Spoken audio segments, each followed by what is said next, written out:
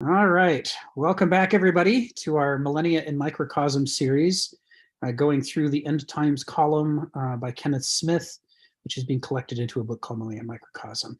As we have been for the past couple of months, we're in chapter 4, Ancient Civilization, which is an attempt to get to the roots of how the ancient world saw nature, saw themselves, and saw the gods in ways that are different from the way that the medievals that would follow saw those things, and they're different from the ways that we as moderns see them. And the whole goal is to learn how to escape the trap of the modern worldview and to be able to shift between modes and look at the world in different ways.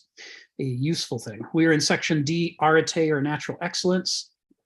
This is the section where we're discussing how the Greeks, rather than wanting to stamp out clones of a universal Xeroxed adequate human being who would be a good voter and a good consumer and a good producer, and all those things that No Child Left Behind and other modern educational standardized testing approaches are oriented towards. The ancients believe that it's good that we're not the same. It's good that we're different, that there's diversity. Different people have different strengths that they're good at, and the things that they're good at should be celebrated and encouraged for them to get better at, not suppressed because it's a distraction from a standardized curriculum. People should be allowed to grow in the directions that they have capabilities in, because if we're in a culture together and we're sharing our resources with each other and helping each other, then having people with different powers makes it possible for all of those different powers to be part of the culture.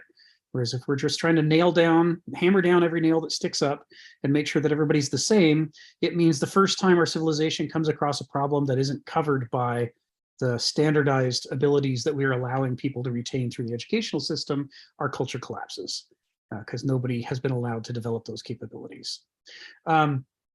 This is a difference in perspectives that Kenneth Smith is trying to take us to. Arete was the ancient Greek term for this, for the natural distinctive excellence that somebody has, or possibly more than one. The things that their gifts, the things that they're great at, are their arete, and the singular is arete. So we've been talking through this. We've gone through several paragraphs of arete, and we're now down to the last two, both of which I think we'll get through today. But I'm such an optimist. I always think that we're gonna make this progress. So let's dive in. He starts by saying Greek polytheistic myth and religion, like tragic drama and epic poetry, reminded citizens of the vital importance of well-rounded intelligence. That is, cultivating a mind conscious of its own narrow one-sidedness, first of all, and second of all, eager to combat its blindness and self-fracturing. Well, you know, that could occupy our entire 3 hours, but let's at least unpack it a little bit. So in the opening, he's underscoring something we've talked about before, which is that as lovely as freedom is, and freedom to express oneself and to do whatever one feels like doing, the Greeks thought that Homo sapiens has an existential threat to its own existence, which is itself. And that if it ignores the great dangers inherent in human nature, if it doesn't engage actively in cultivating people and helping them to develop the habits and skills and excellences that increase the odds that we'll survive, they thought we're doomed. They had this sort of, a modern would call it a pessimistic portrayal, but a Greek would call it a realistic portrayal. And the ancient Greeks were having come out of the Dark Age after the fall of the Mycenaean civilization. They were acutely aware of the ways in which even the best and brightest of us, through the action of their virtues, through doing the best they can nevertheless tragically set about the very worst outcomes, the things that they wouldn't have wanted above all. Tragic drama was an attempt to capture in a what was considered a sacred art form, sponsored by Dionysus, was an attempt to capture and popularize for the general population this understanding that you can be a good person, and yet through tragic inversion, in acting out what you believe to be your very best qualities to do the best for humanity, you can nevertheless cause the collapse of civilization. You can destroy through attempting to do good. And this understanding of the paradoxical, complicated relationship between our intentions and our consequences, the Greeks thought was something that every single Greek needed to understand. when they talk about the Iliad being the textbook that's read to every Greek child growing up, whether they're noble or craftsman or merchant or slave, they're talking about the importance of driving home for every single member of the civilization this razor's edge that we're dancing on, about how easy it is to screw up at such a scale that we could undo everything. And for this reason, the Greeks believed you had to take an active role in shaping the culture and shaping people. They believed in paideia, kids stuff, the focus on education for children, and on anthropoculture, the cultivation of human beings, to try to get us all pointed in healthier directions, rather than the enormous variety of things that we could become, which includes cannibals, people engaged in civil wars, ideologues, all these things that they were afraid of because they'd actually lived through it. This is what he's alluding to in this opening here. He's saying they're shaping their art forms, and they're even shaping their own religion, which to a medieval would be inconceivable, and to a modern, it's sort of an odd idea. But that the notion of the sacred is something that we shape rather than just receiving on high from sacred texts. Gilbert Murray in Rise of the Greek Epic makes a point that's rarely discussed today when people talk about the Iliad, which is that they were constantly rewriting it, not just in the distant past of oral culture, but even during classical Greece, during the time of Plato and Socrates, during the Peloponnesian War, and later during the Alexandrian period, the Greeks were rewriting the Iliad over and over and over and over, shaping it, trying to tune up the Greeks' understanding of their own gods, and who they were, and how it is that people can, cause their own, that can be their own worst enemies. The lesson of Pogo, we have met the enemy and he is us, was near and dear to the hearts of the ancient Greeks, and they were trying to drive that home in every possible way they could to get people to understand the importance of trying to shape your own civilization at every level, including the religious level, to try to stack the deck in your favor. Stephen, go ahead. You got your hand up.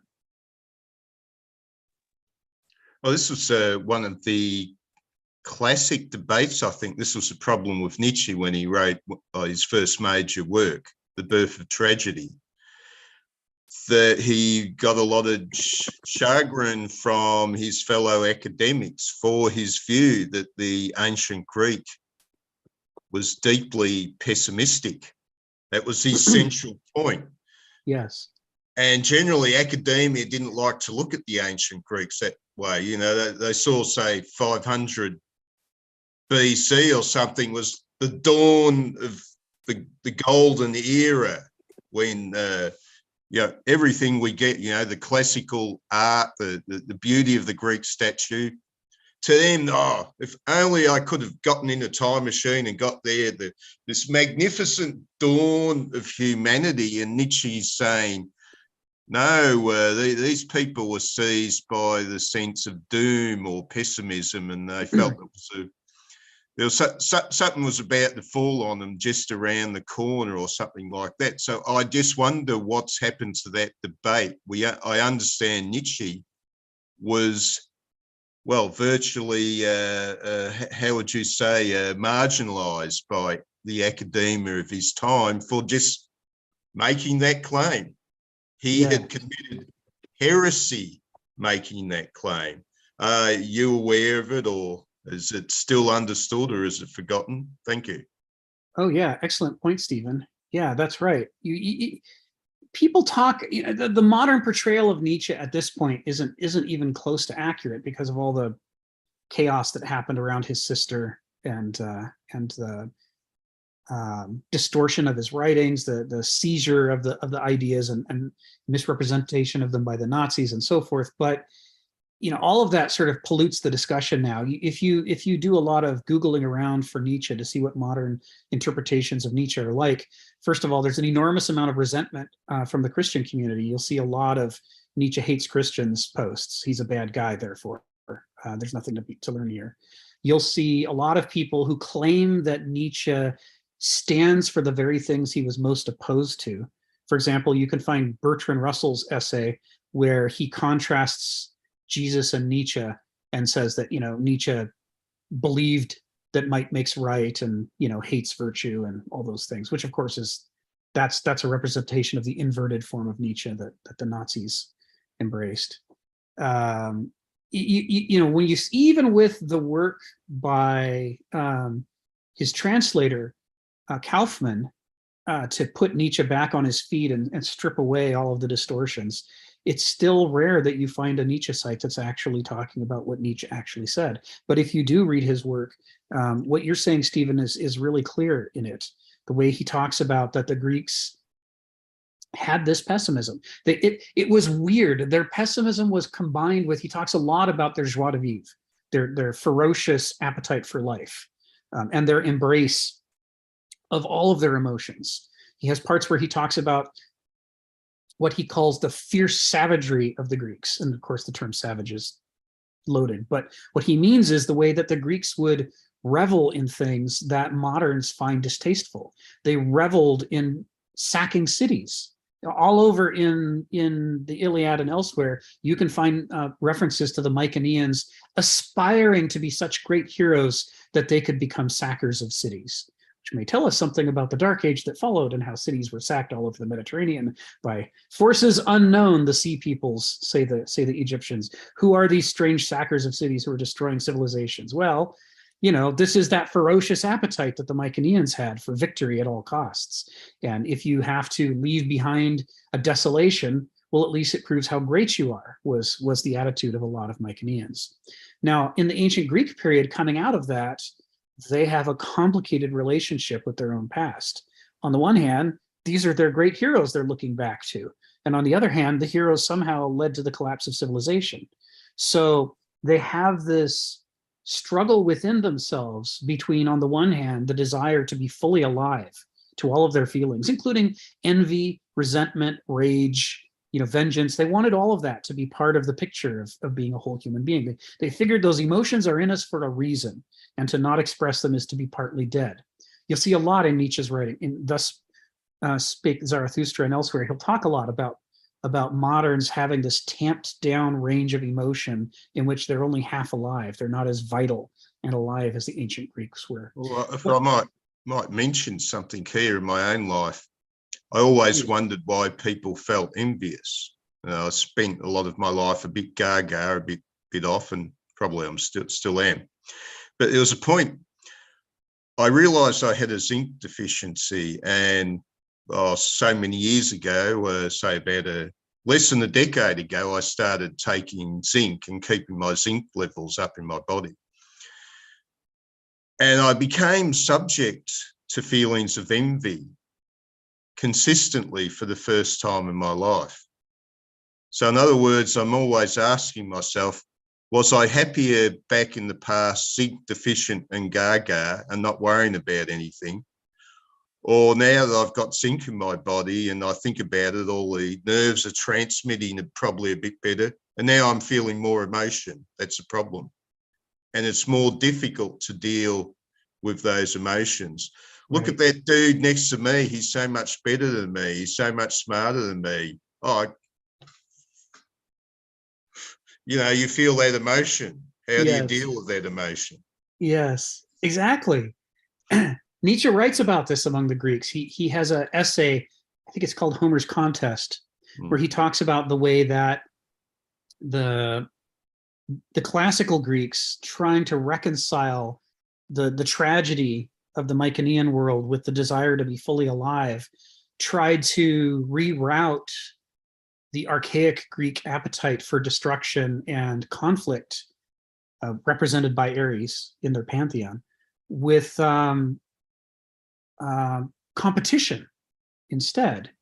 That the founding of the different four yearly games, the Olympian, the Isthmian, and the Nemean, I forget the other one, the four that ran each every 4 years, that they were in part a desire to be able to experience those feelings and be alive to the idea that you could have envy, and that envy could be not a curse, but a blessing, because you could look at somebody who could do the things you couldn't do, and instead of trying to steal from him, you could say, what if I cultivate my own excellence? You know, maybe if I work as hard as he does, maybe I can beat him at the long jump or what have you, right? That this idea of it could turn into construction, but also it could go the other way, such that envy could make you realize after you try to do that, you're never going to be as great a long jumper, but maybe you can be a better poet and you could compete in the poetry contests. And yeah, you can't ever get that gold medal in the long jump, but now you can, of course they didn't do gold medals, but you can get the laurel wreath, right? In in one of the other contests. So the Greeks were constantly trying to, Nietzsche writes about this, the way that they tried to hold their civilization together without damping down the range of emotional expression by channeling them in these ways. And envy was a goddess, right? This debate was with Albert Ellis a bit. I've debated with friends about his ideas, where he argued a similar thing. Well, if you feel the feeling of envy, you can either turn it into the bitter quality that I hate the other guy, or you can try to do better. Right. Those are your choices. And Sharon, brought up this question: envy versus jealousy. Is there a difference in emotion? They seem at a basic level to refer to both. They're the same thing. Yeah, the Greeks had a whole pantheon of deities that are closely associated with this. Obviously, there's Ares with direct conflict, but the classical Greeks looked on skeptically, shall we say. But they also had Eris, the goddess of strife, and they thought that Eris was essential to the whole Olympic Games phenomena. That whole weaving together of resentment and envy and all those negative emotions into a constructive force. They said, yeah, you need Eris, you need strife, you need resentment. You see this in Heraclitus when he says war is the father of all things, and that's his way of summarizing the dialectic. Forces in conflict create dynamic systems that all of life is built out of. He says, that Homer and everyone else is wrong when they say, would that war could be eliminated from the world, because then all would perish. And in doing this, he's trying to get to the deeper idea that life depends upon harnessing forces in conflict into dynamic systems. And from that comes our ability to exist at all, or to think, or to have a character or a culture, or to build a civilization. That war, and this goes to the classical understanding that war doesn't have to be, Hulk smash, Og hit you overhead with club. War could be Og run faster than you. Og's going to catch that deer before you do. Og is going to be a better poet than you are. All of these things involve this spirit of competition and strife that the Greeks, even in their post-Dark Age classical form, when we think of them as Apollonian and enlightened, here's Nietzsche, just like you said, Stephen, saying, yeah, but what drove all of this was jealousy and envy and strife and the full range of human emotions, including the things that we were taught during the medieval period were sins. The Greeks said, well, how can it be a sin? It's right in us. It's there for a reason. It's our job to grow up and be mature people who can figure out how to really get some juice out of this stuff and live a full life as a human being. Just because your instinct when you get raged is to smash something doesn't mean you can't turn your rage to more constructive purposes. But you get into trouble if you start trying to suppress your rage and just not have any and call it a bad emotion that people shouldn't have. Nietzsche echoes the Greeks and quotes them extensively to make his point that they believed that was a kind of zombie-like existence that wasn't worthy for a human being. You look at, say, what Christianity would have aspired to, which Nietzsche deferred, was the idea: just subdue yourself, clasp your hands together, pray, switch off, and wait for heaven. Yeah, he and Kierkegaard both have critiques of the form of Christianity that came out of the medieval Orthodox period, as opposed to all the other forms that many of which were suppressed.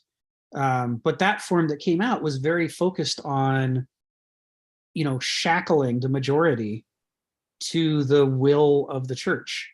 And so anything that might be, anything that might be disruptive to the power structure of medieval orthodoxy was identified as a sin. You shouldn't be proud. You shouldn't have an appetite. You shouldn't have, rage. You shouldn't have, and it raises this question: that Nietzsche raises repeatedly, which is, if God didn't want us to have jealousy and rage and envy, why did he put them in us? After all, if he's the creator of all things, including us, he made us this way. So can the orthodox position be right that these are all bad emotions we're not supposed to have? Or are the Greeks right that all of these emotions have a place in us, in helping us to have a healthy, a whole healthy personality and culture?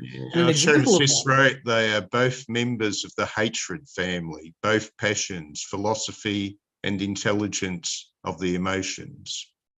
yeah, so we could say that, I don't know whether we'd want to say that hatred is the identifier for the family, but we could say that hatred is a member of the family.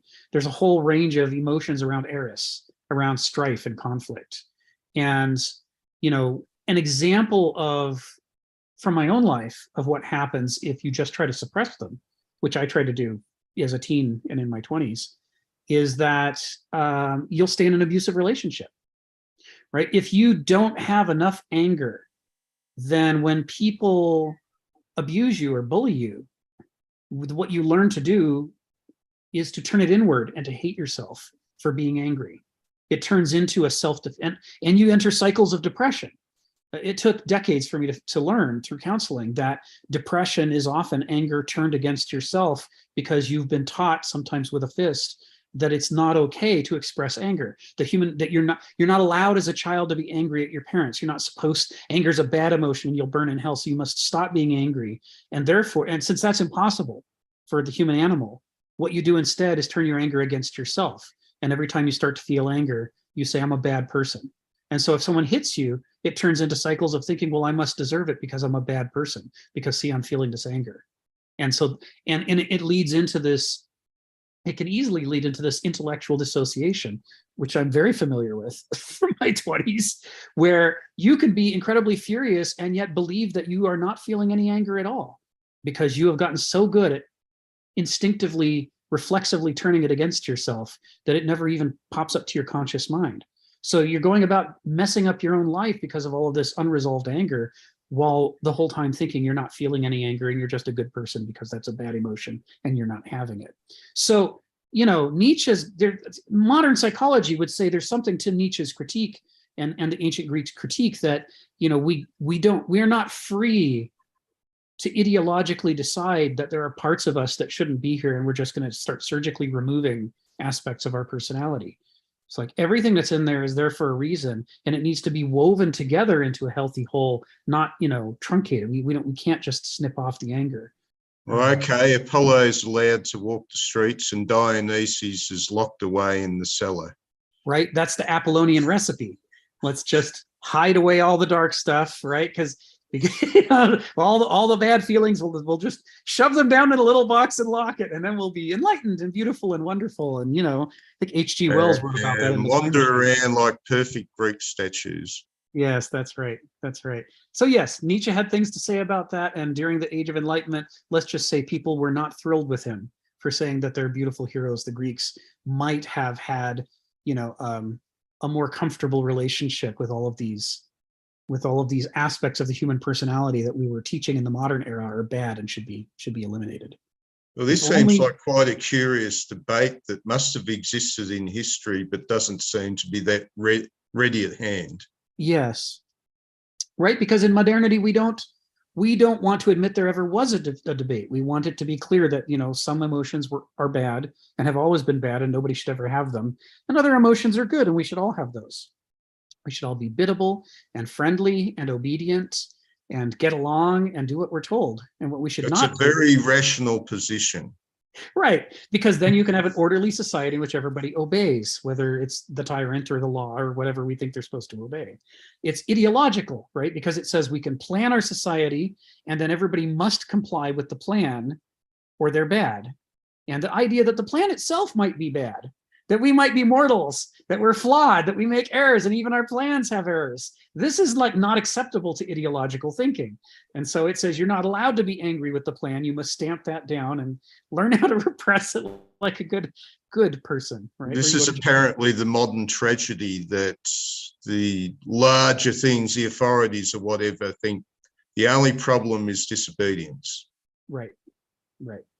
to our plans. So you can't be a problem with our plans. Yes, the order obsessed personality, which comes hand in hand with Apollonian approaches to life, ultimately turns into a tyranny. Obey. I have a plan. You must obey it. A control freak. This is, but we're all free. This is the critique against modernity that Nietzsche is doing there, using the Greeks as a club to beat modernity over the head with. And modernity, shockingly, doesn't care for it and doesn't want to, talk about these nastier sides of itself, these unpleasant parts of itself. Phil, you've had your hand up for quite a while. Go ahead. Yeah, this leads to actually nicely to my thought about this, which is the Heidegger. I mean, Hegel talked about the absolute perfection of art was Greek sculpture, maybe in particular, Apollo Belvedere, depicting the god and human beings in perfection. And then Heidegger, I think, had a deeper appreciation for, in a sense, the Greek way, in the sense he said, no, it's really the temple. Because in his way of looking at it is that it really is about the relationship between earth and world.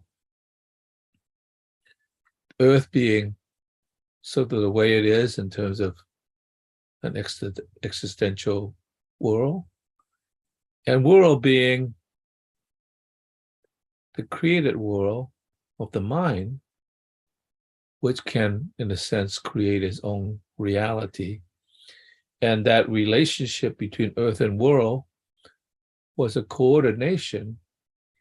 And I begin to understand now, particularly in the discussion you currently have, is that yes, these feelings, some which are supposedly not so good, and others which are better, has to struggle in a sense of how you situate it in civilization. And in some sense, the Olympic Games is a good example, because you tick.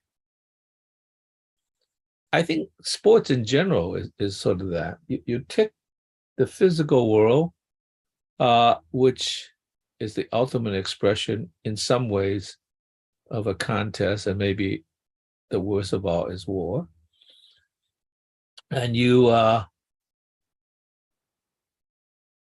turn it into a kind of an art form, maybe not the highest of art form, but an art form. I remember once had a discussion with somebody, and because I'm kind of a liberal, I said, I brought up boxing. And he said, oh, yeah, you're right. The blood and the violence and all that. I said, no. I actually am not against boxing, because boxing was the closest expression of athletics to war. And it is something that takes violence and express it within the restrictions of what civilization is. So, yeah, you could hit a guy and pummel him, to almost to death. Of course, the referees could intervene and say, no, time out, stop the boxing match, technical knockout. Okay. You certainly cannot hit somebody like worldwide wrestling, which is a fake thing, and hit him when he's outside of the ring. You can't do that. I mean, there are certain rules that governs this sort of violence that does not break into war, but it comes very close to it. And it seems to me that relationship, it's a very important relationship between, in some sense, ideas and the mind, and sort of like a physical existence in the world, as the way as expressed in terms of not only our relationship to the world, but to our emotions as well. And I'm thinking, there was a very famous saying that that struck me recently about the negation of the Zen koan. It says, thinking is the hand of one hand clapping. Action is the hand of two hands clapping. And so that's the relationship between thinking and existing in the world. So you can't just sort of think your way out. And I think, I worship that Zen. So, but it is a very clever negation of Zen, right? The sound of one hand clapping versus the sound of two hand clapping. Yeah, that is an idea that sort of twists your mind. But on the other hand, in the real world, we hear the sound of two hand clapping. One hand clapping does not work. You actually have to go into the world and do something. And which brings into once again, this relationship between in the temple that exists in terms of being and the idea. How do these two things coexist? Now, what troubles me though is that let's take the play of Oedipus Rex. Oedipus Rex is following the Greek scenario. Don't just think it, you got to do it. He did it. So it's kind of what you're saying. On the one hand, it acts to develop a culture that mediates this, but it also requires the doing as well. But on the other hand, the doing gets you in a whole hell lot of trouble. I mean, what is Oedipus supposed to do? Just think about it and think about one hand clapping? That is not going to cure the city of the problem, right? So in some sense, there's a kind of a paradox that exists in that relationship in the temple as well.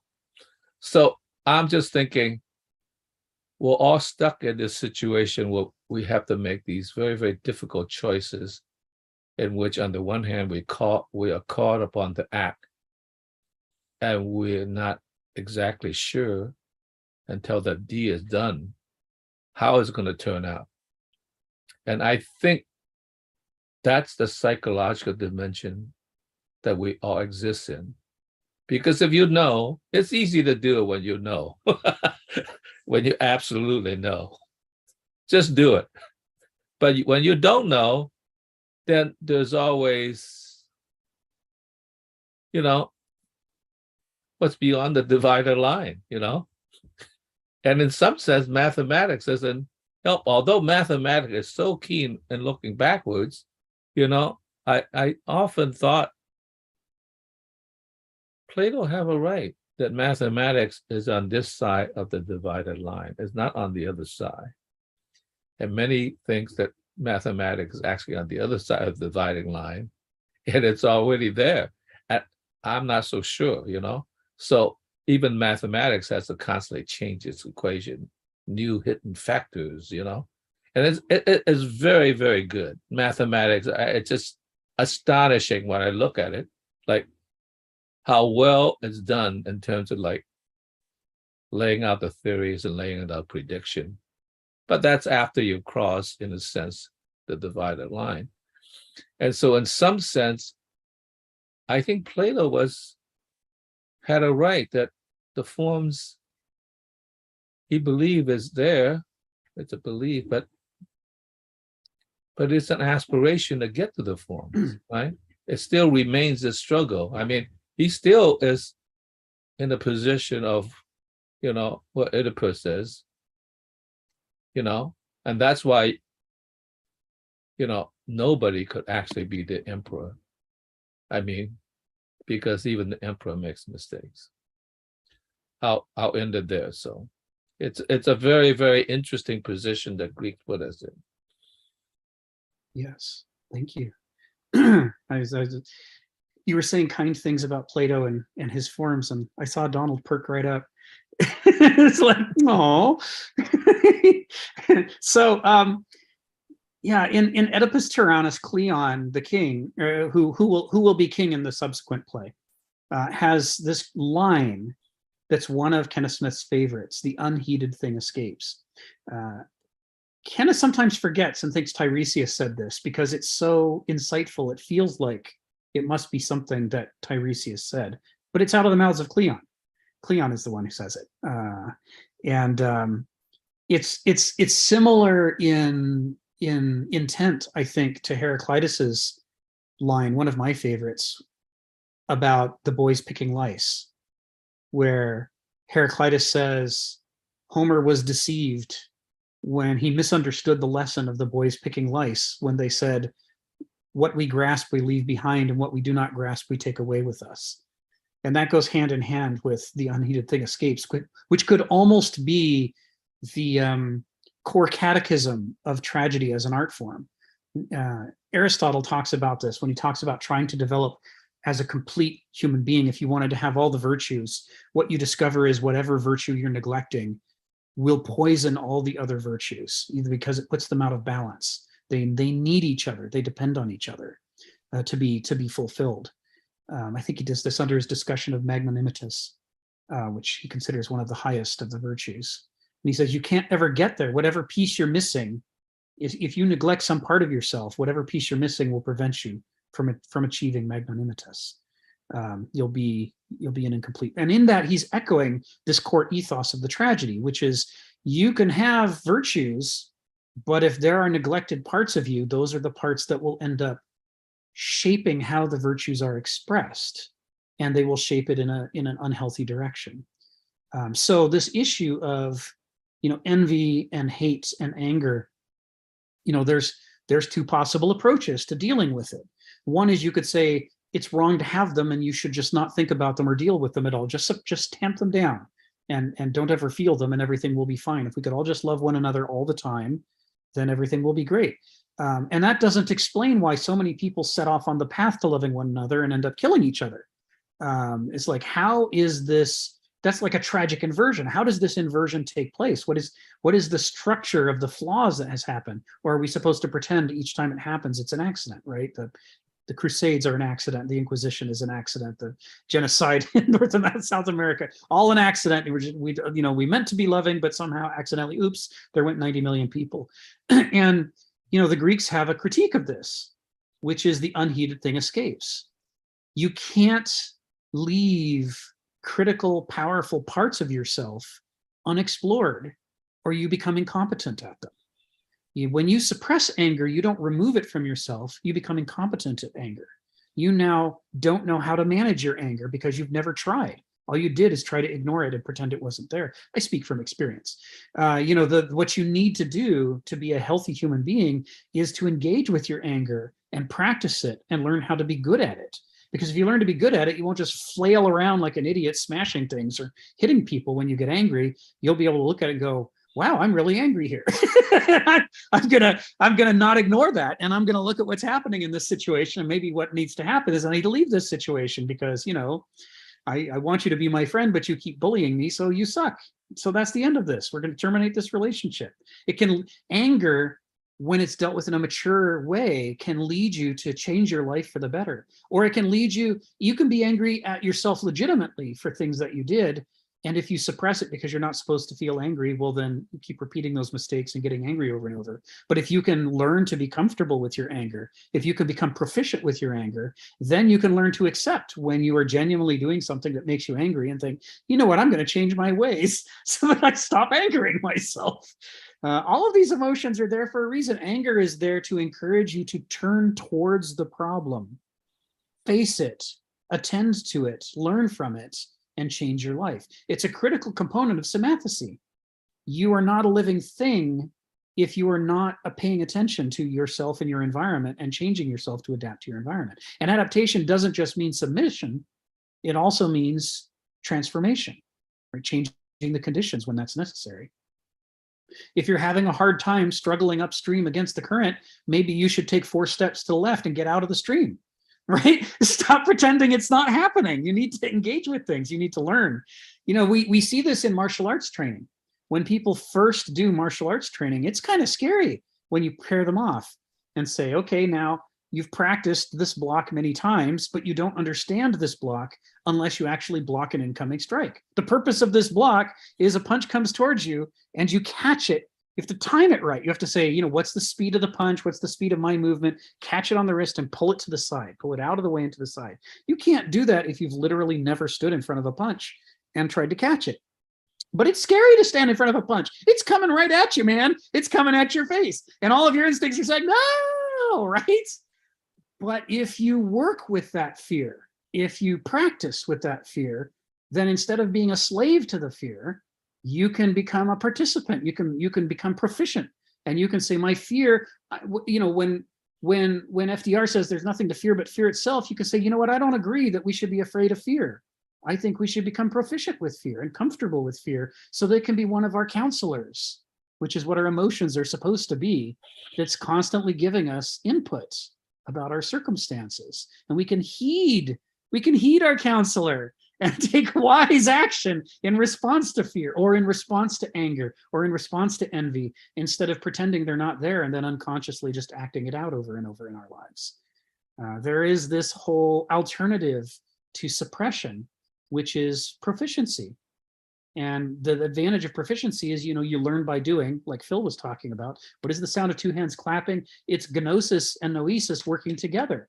It's not enough to think and theorize. You also have to experience life. And you do that by trying things and, suffering the slings and arrows of unforeseen consequences of our own actions, but then learning next time, maybe that's not what I should do. Maybe I should do something different. We learn by doing and by erring and through the experience. The same is true with our emotional life.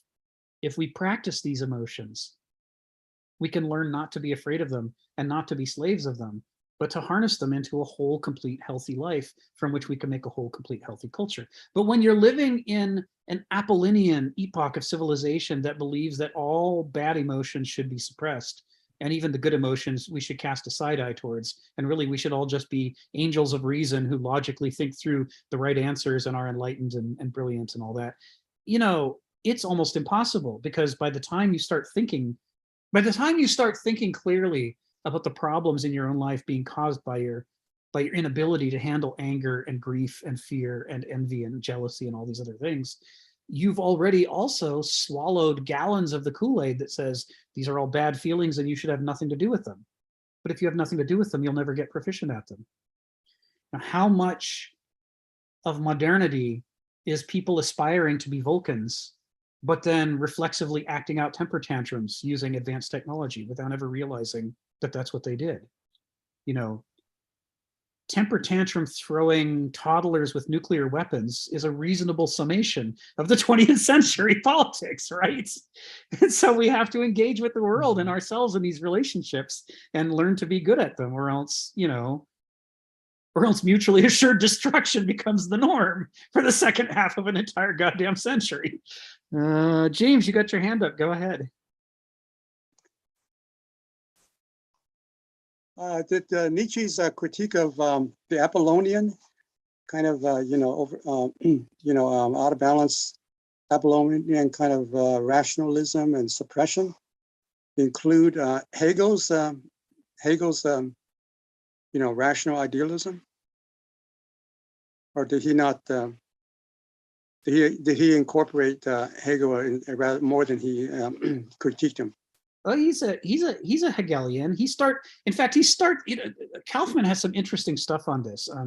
His books on Nietzsche are really educational on this subject. He says one of the interesting things about Nietzsche that makes him easy to quote in misleading ways is that he went on a little philosophical journey.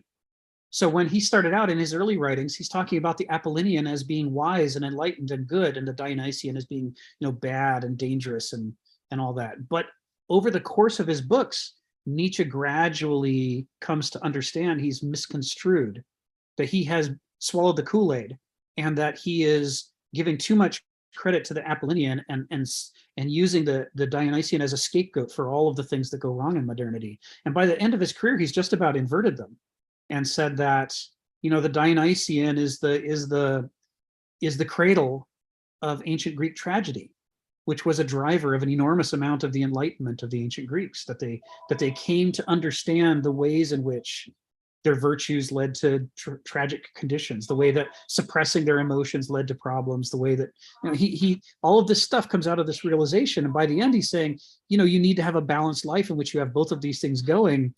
But from where moderns are starting from, you really should just focus on the Dionysian, because we've already massively focused on the Apollinean to the point of being, you know, atrophied in our understanding of our own emotions.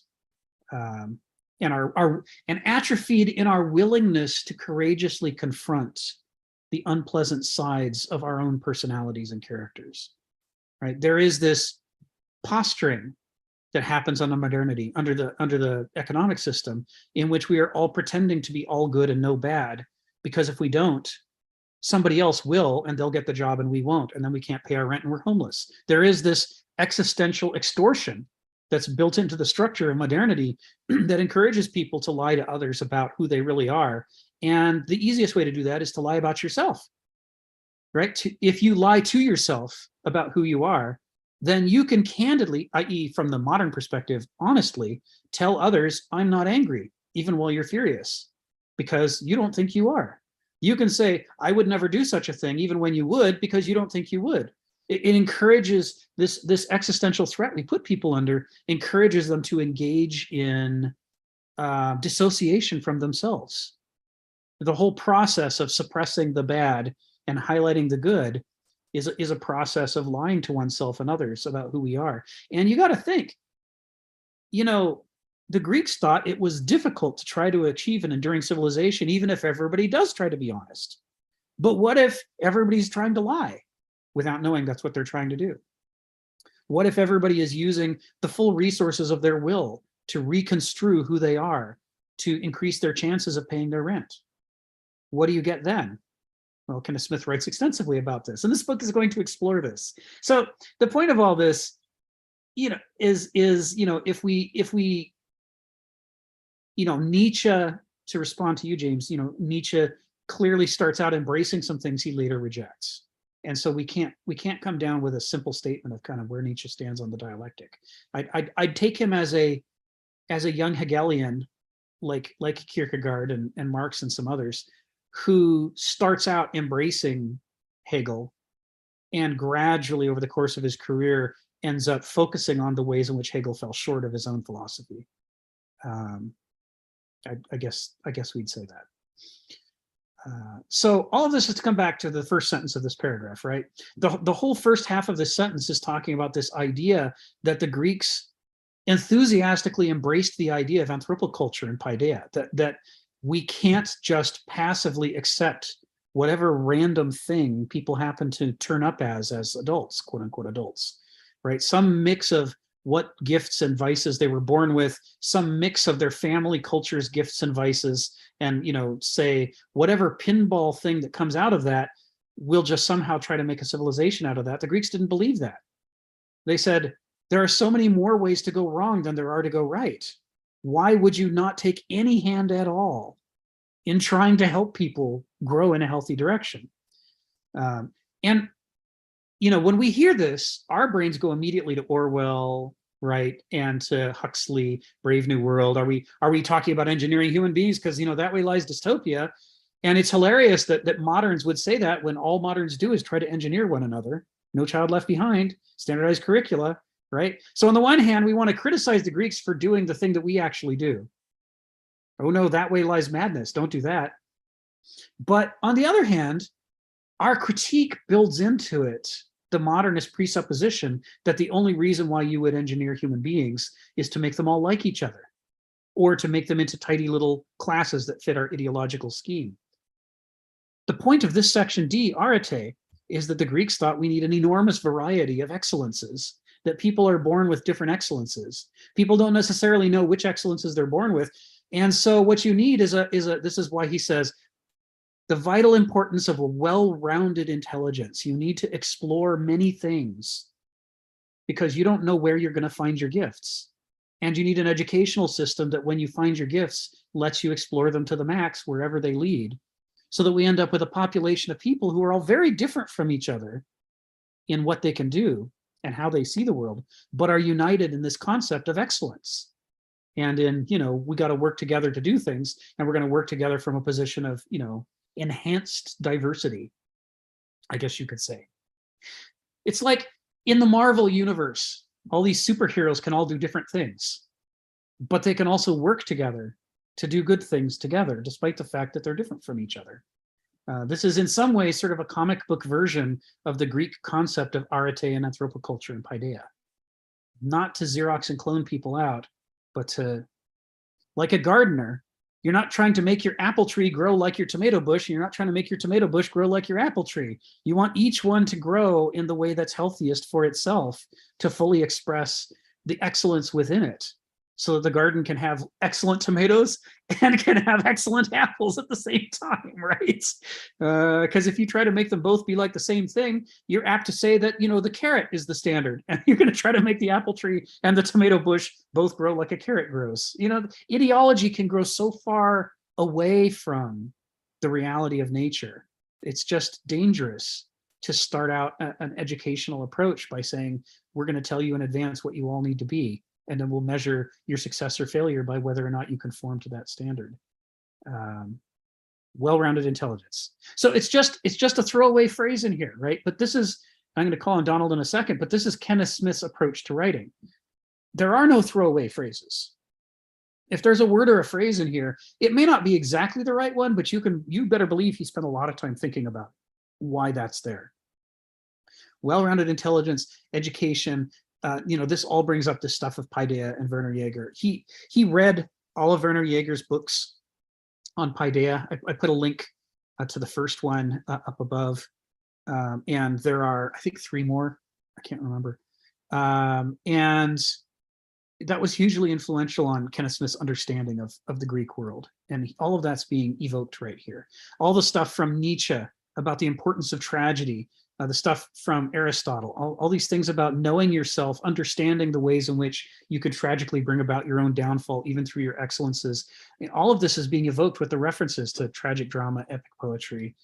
This whole thing right here is this first sentence is just like, you could do an entire semester of education at the university level just following through the direct influences, reading the books that Kenneth Smith read that led him to write that one sentence. Donald, and then Phil. Go ahead, Donald. Well, you sort of clarified as you followed up there what I wanted to clarify. The problem with No Child Left Behind is not that we have a educational policy. It's that we have such a cramped, atrophied educational policy. The Greeks certainly had very strong ideas about what you had to know to become a Greek citizen. And the problem is we don't have any kind of idea about what it takes other than a good consumer. Right. You should get all those credit cards, max them out, and when the going gets tough, the tough go shopping. And the other thing I want to say, yes, Phil does cheer me up occasionally, but it's not really Plato's ideas. It's that Phil seems to understand that mathematics is sort of like the prep work for doing philosophy. It's not philosophy, but it's kind of an exercise to get you warmed up. Make sure your thinking can handle deduction, induction, arguments. Not that mathematics is, given that it's an artificial language, you can construct a language that doesn't have ambiguity like mathematics and whatnot. It's not like a natural language in which you can prove a lot of stuff, unlike in often natural languages in the real world. but it helps people. See, if you can't handle mathematics, you might have trouble with philosophy. I think that's what Plato is saying. As far as Plato's theory of ideas, I understand the problem. I don't understand the solution. I mean, the problem's right there in Heraclitus. Everything is flux. But who's making that observation? Is he in flux? Is he only in flux, always in flux, or is there enough continuity to Heraclitus to observe the flux around him? What is this constancy in change, the sameness, Right. the sameness in the constant flux? Right. And how do we explain that? Right. The ideas, I think, were Plato's attempt to do that. Now, I only read Plato. I read those little simple dialogues where Socrates is talking about, what it means to be a good man. I haven't really figured out something as sophisticated as ideas, other than the problem's real. The problem's real in Kenneth Smith. I mean, he's got, he's an existentialist. He sees the constant change.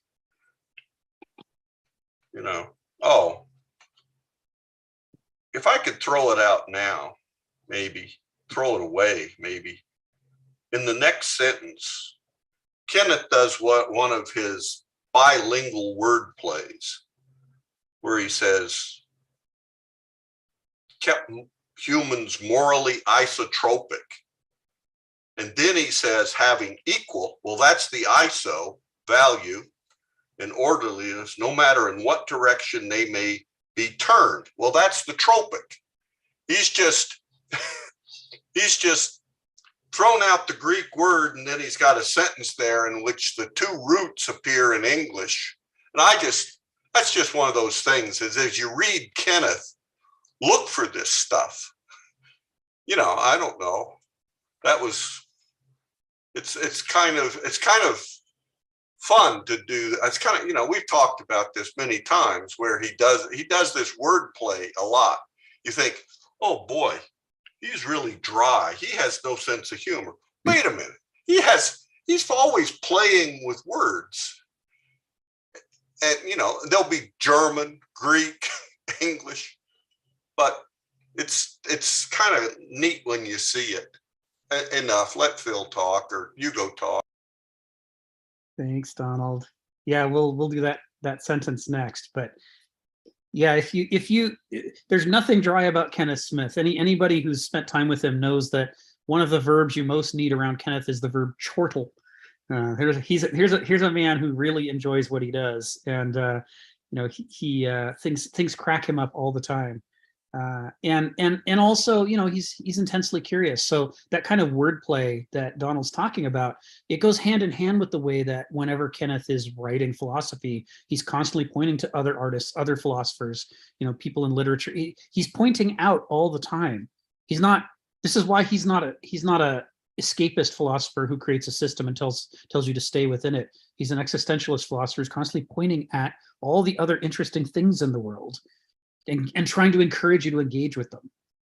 He doesn't drop names so that you'll say, wow, he's smart, he knows all these names. He's dropping names so you'll go read those guys. He's not saying, you should trust me and believe me because I've read Sartre, or because I've read, Dostoevsky, which is probably a better example in the case of Kenneth. He's saying, you should read Dostoevsky. When I wrote Dostoevsky, I had all these interesting thoughts, but you should go read it and then come tell me what your interesting thoughts are, because I bet you'll have some. He's showing parallels. He's saying Kafka's underrated, right? He's saying Kafka is not just a fun little artist who's making some entertaining little things. Kafka is like Nietzsche diagnosing the modern order. He's just doing it in the form of short stories instead of in the form of philosophical arguments. And that, we need different approaches to come at this complicated material, because more perspectives will help our ability to see the whole picture of the thing. So yeah, isotropic. Yeah, we'll come to that in a moment. But first, Phil, go ahead, Phil. Yeah. Donald gave me a nice entry here. I mean, like Plato talked about mathematics as being very, very important. No problem there. But he also said music is very, very important in early childhood. And I've been thinking about this in a funny way because music is one of the arts, and I guess I don't know if mathematics is one of the arts, but I have a feeling that embedded within that, I don't know if Plato says this, is that somehow there's a relationship between emotions and thinking. And that somehow emotions grew up first in relationship to existence and how to survive in a world and to appreciate the world in a certain way. And that thinking had to come after emotions in order to, in a sense, help navigate the emotions. And I think that in some ways, to sort of say emotions itself is incomplete without this other part that helps to, in a sense, maybe steer or maybe in some way put some bit of constraint on emotion. But emotion is very, very important. And I want to go back again to the Iliad, when the armor of Achilles was given to Odysseus as Ajax. Ajax was a very emotional man, a very sincere man, a very honest man. I would say much more honest than Odysseus, right? But he just out of control. And the gods had to intervene, right? I mean, like, he went just berserk. He didn't know which way to go. He's flaying around. He would have probably killed half of the Greek army if he could. But whereas, like, yes, the Mycenaeans were very emotional, war-driven people, but there has to be some degree of ability to manage that. Maybe not in a philosophical sense, but in emerging in a sense of being clever enough to avoid this, to, in a sense, maneuver the psychology in some sense. So I think that relationship is kind of important. I love music. I think it's in some ways maybe the highest art form, but I'm not going to say that for sure, because literature is pretty high. And it seems to me the thing about music is that it is sort of, there is kind of a hidden mathematics within music as well. Now, I haven't studied that dimension of it. I appreciate it because there's an innate feeling of order and structure within music itself. And in some sense, that's plenty for me, but I would never be at a point that like Bernstein would be in terms of understanding music. I accept that, okay, but I also understand how wonderful Leonard Bernstein is in his conducting, and seeing him talk about music, it just sort of helped me appreciate music all the more, even though he's translating the metaphors and so forth. So that's one dimension is kind of important, the relationship between music and thinking and mathematics even. The other dimension that's kind of important in terms of education is that, there is something that's similar between the Greeks and the moderns. In some way, it is multi-directional. I don't know whether that's because the problem with the moderns is that because society's got so complex, things has to be specialized, or whether the specialization was a manifestation of the monetary economy, the structure, the division of labor in a certain way. And there's been a migration more and more to these sort of silos of understanding. I think the Greeks probably had a dimension that was much more like kind of like liberal education. You have a broad base, and you might, out of that broad base, come to a specialization, but you also had a broad base that somehow fits that understanding within a structure that understand a broader culture. So you understand others' excellence as well. And the problem with silos is that everybody is like, I suppose, educated on a high, well, maybe not, presumably on a high level within their own thing, but they know nothing about anybody else. And that is a problem, you know? And it's become more and more so. I mean, even in terms of the current allocations, you know, like both the Democrats and the Republicans support community colleges because they turn out specialized workers, right? Everybody needs a job, you know, they need a skill to survive. Okay. They might have different motive, but they support that. I think that degree of segmentation without, in a sense, interpenetration between them creates an enormous difference between the Greeks and modern society. And I think, you know, at one time, you know, liberal education at least had a stronger foothold. But unfortunately, what it did, it was more like a class division, you know. you you know, you're highly educated, you get the liberal education, those on, they go to the agricultural college or whatever it is. So in some sense, I'm not going to blame that entirely on a modern civilization because, you know, because things have become so complex that there are disciplines within disciplines. So in some sense, it's hard to know it all, like Aristotle. I mean, nobody could even imagine that the last person that was maybe capable of doing that was, you know, Leonardo da Vinci. I mean, he came close, but, you know, but it's like, it's just impossible. Yes. But I think it's not that people are not as educated on a broad-based grounding with what the culture needs, and not only relationship to thinking and the relationship to existence, but it's just that nobody, in a sense, understands anybody else, really, truly. And in order to have a liberal democracy, one has to develop a kind of intersubjectivity. Yes.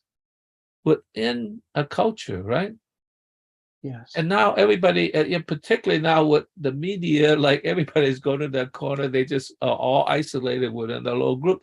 No wonder we are, you know, I think this diversity in culture is a good thing if you can hold it together, because it produces a surplus. But if you can't hold it together, you want a kind of a more of a single culture like Japan. Yes. They're all in it. They all believe in that thing, right? So in some sense, you have both the best and the worst case scenario, because if it breaks down, nobody wants to get along. And that's where the problem is. And I think somehow, I don't know whether it's just the complexity or somehow just the way the structure of society has evolved to the point that, you know, we are living in a multicultural, multidimensional armed camp. Right. Right. That's where the problem is. It's the silos. Yeah. Yeah.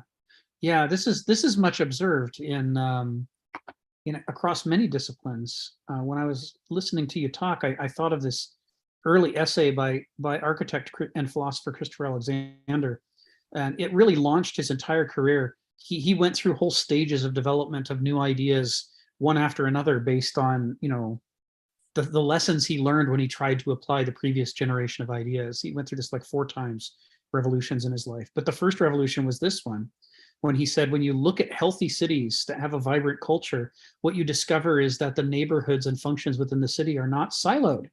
They're not silos.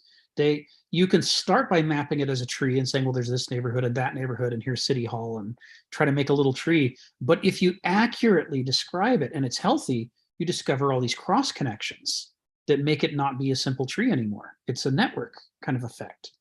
And he noted that modern architectural theory, architectural schools were turning out architects who kept trying to enforce silos. And it's like, despite the fact that none of the healthy cities work that way, they couldn't stop themselves from teaching people to work this way. And the architects who had been indoctrinated into this ideology would go forth, make these architectural disasters, and not learn from them. No matter how badly it went, the next project, they'd do it again. And so he starts this whole essay as this study about what is happening inside the mind of these people and within this architectural culture of modernity that makes people not able to learn from their mistakes, that makes them keep rigidly stamping out these ideological patterns over and over. And this was the beginning of his understanding of the way in which, even though he doesn't use these terms at all, you can see it rife throughout his work, that there is a separation between gnosis and noesis. When your ideology is too strong, it teaches you not to learn from experience. And if from this, he could conclude that modernity has a powerful ideology at work that moderns themselves aren't aware of. If you ask them, they'll tell you how free they are and how they can think anything they want to.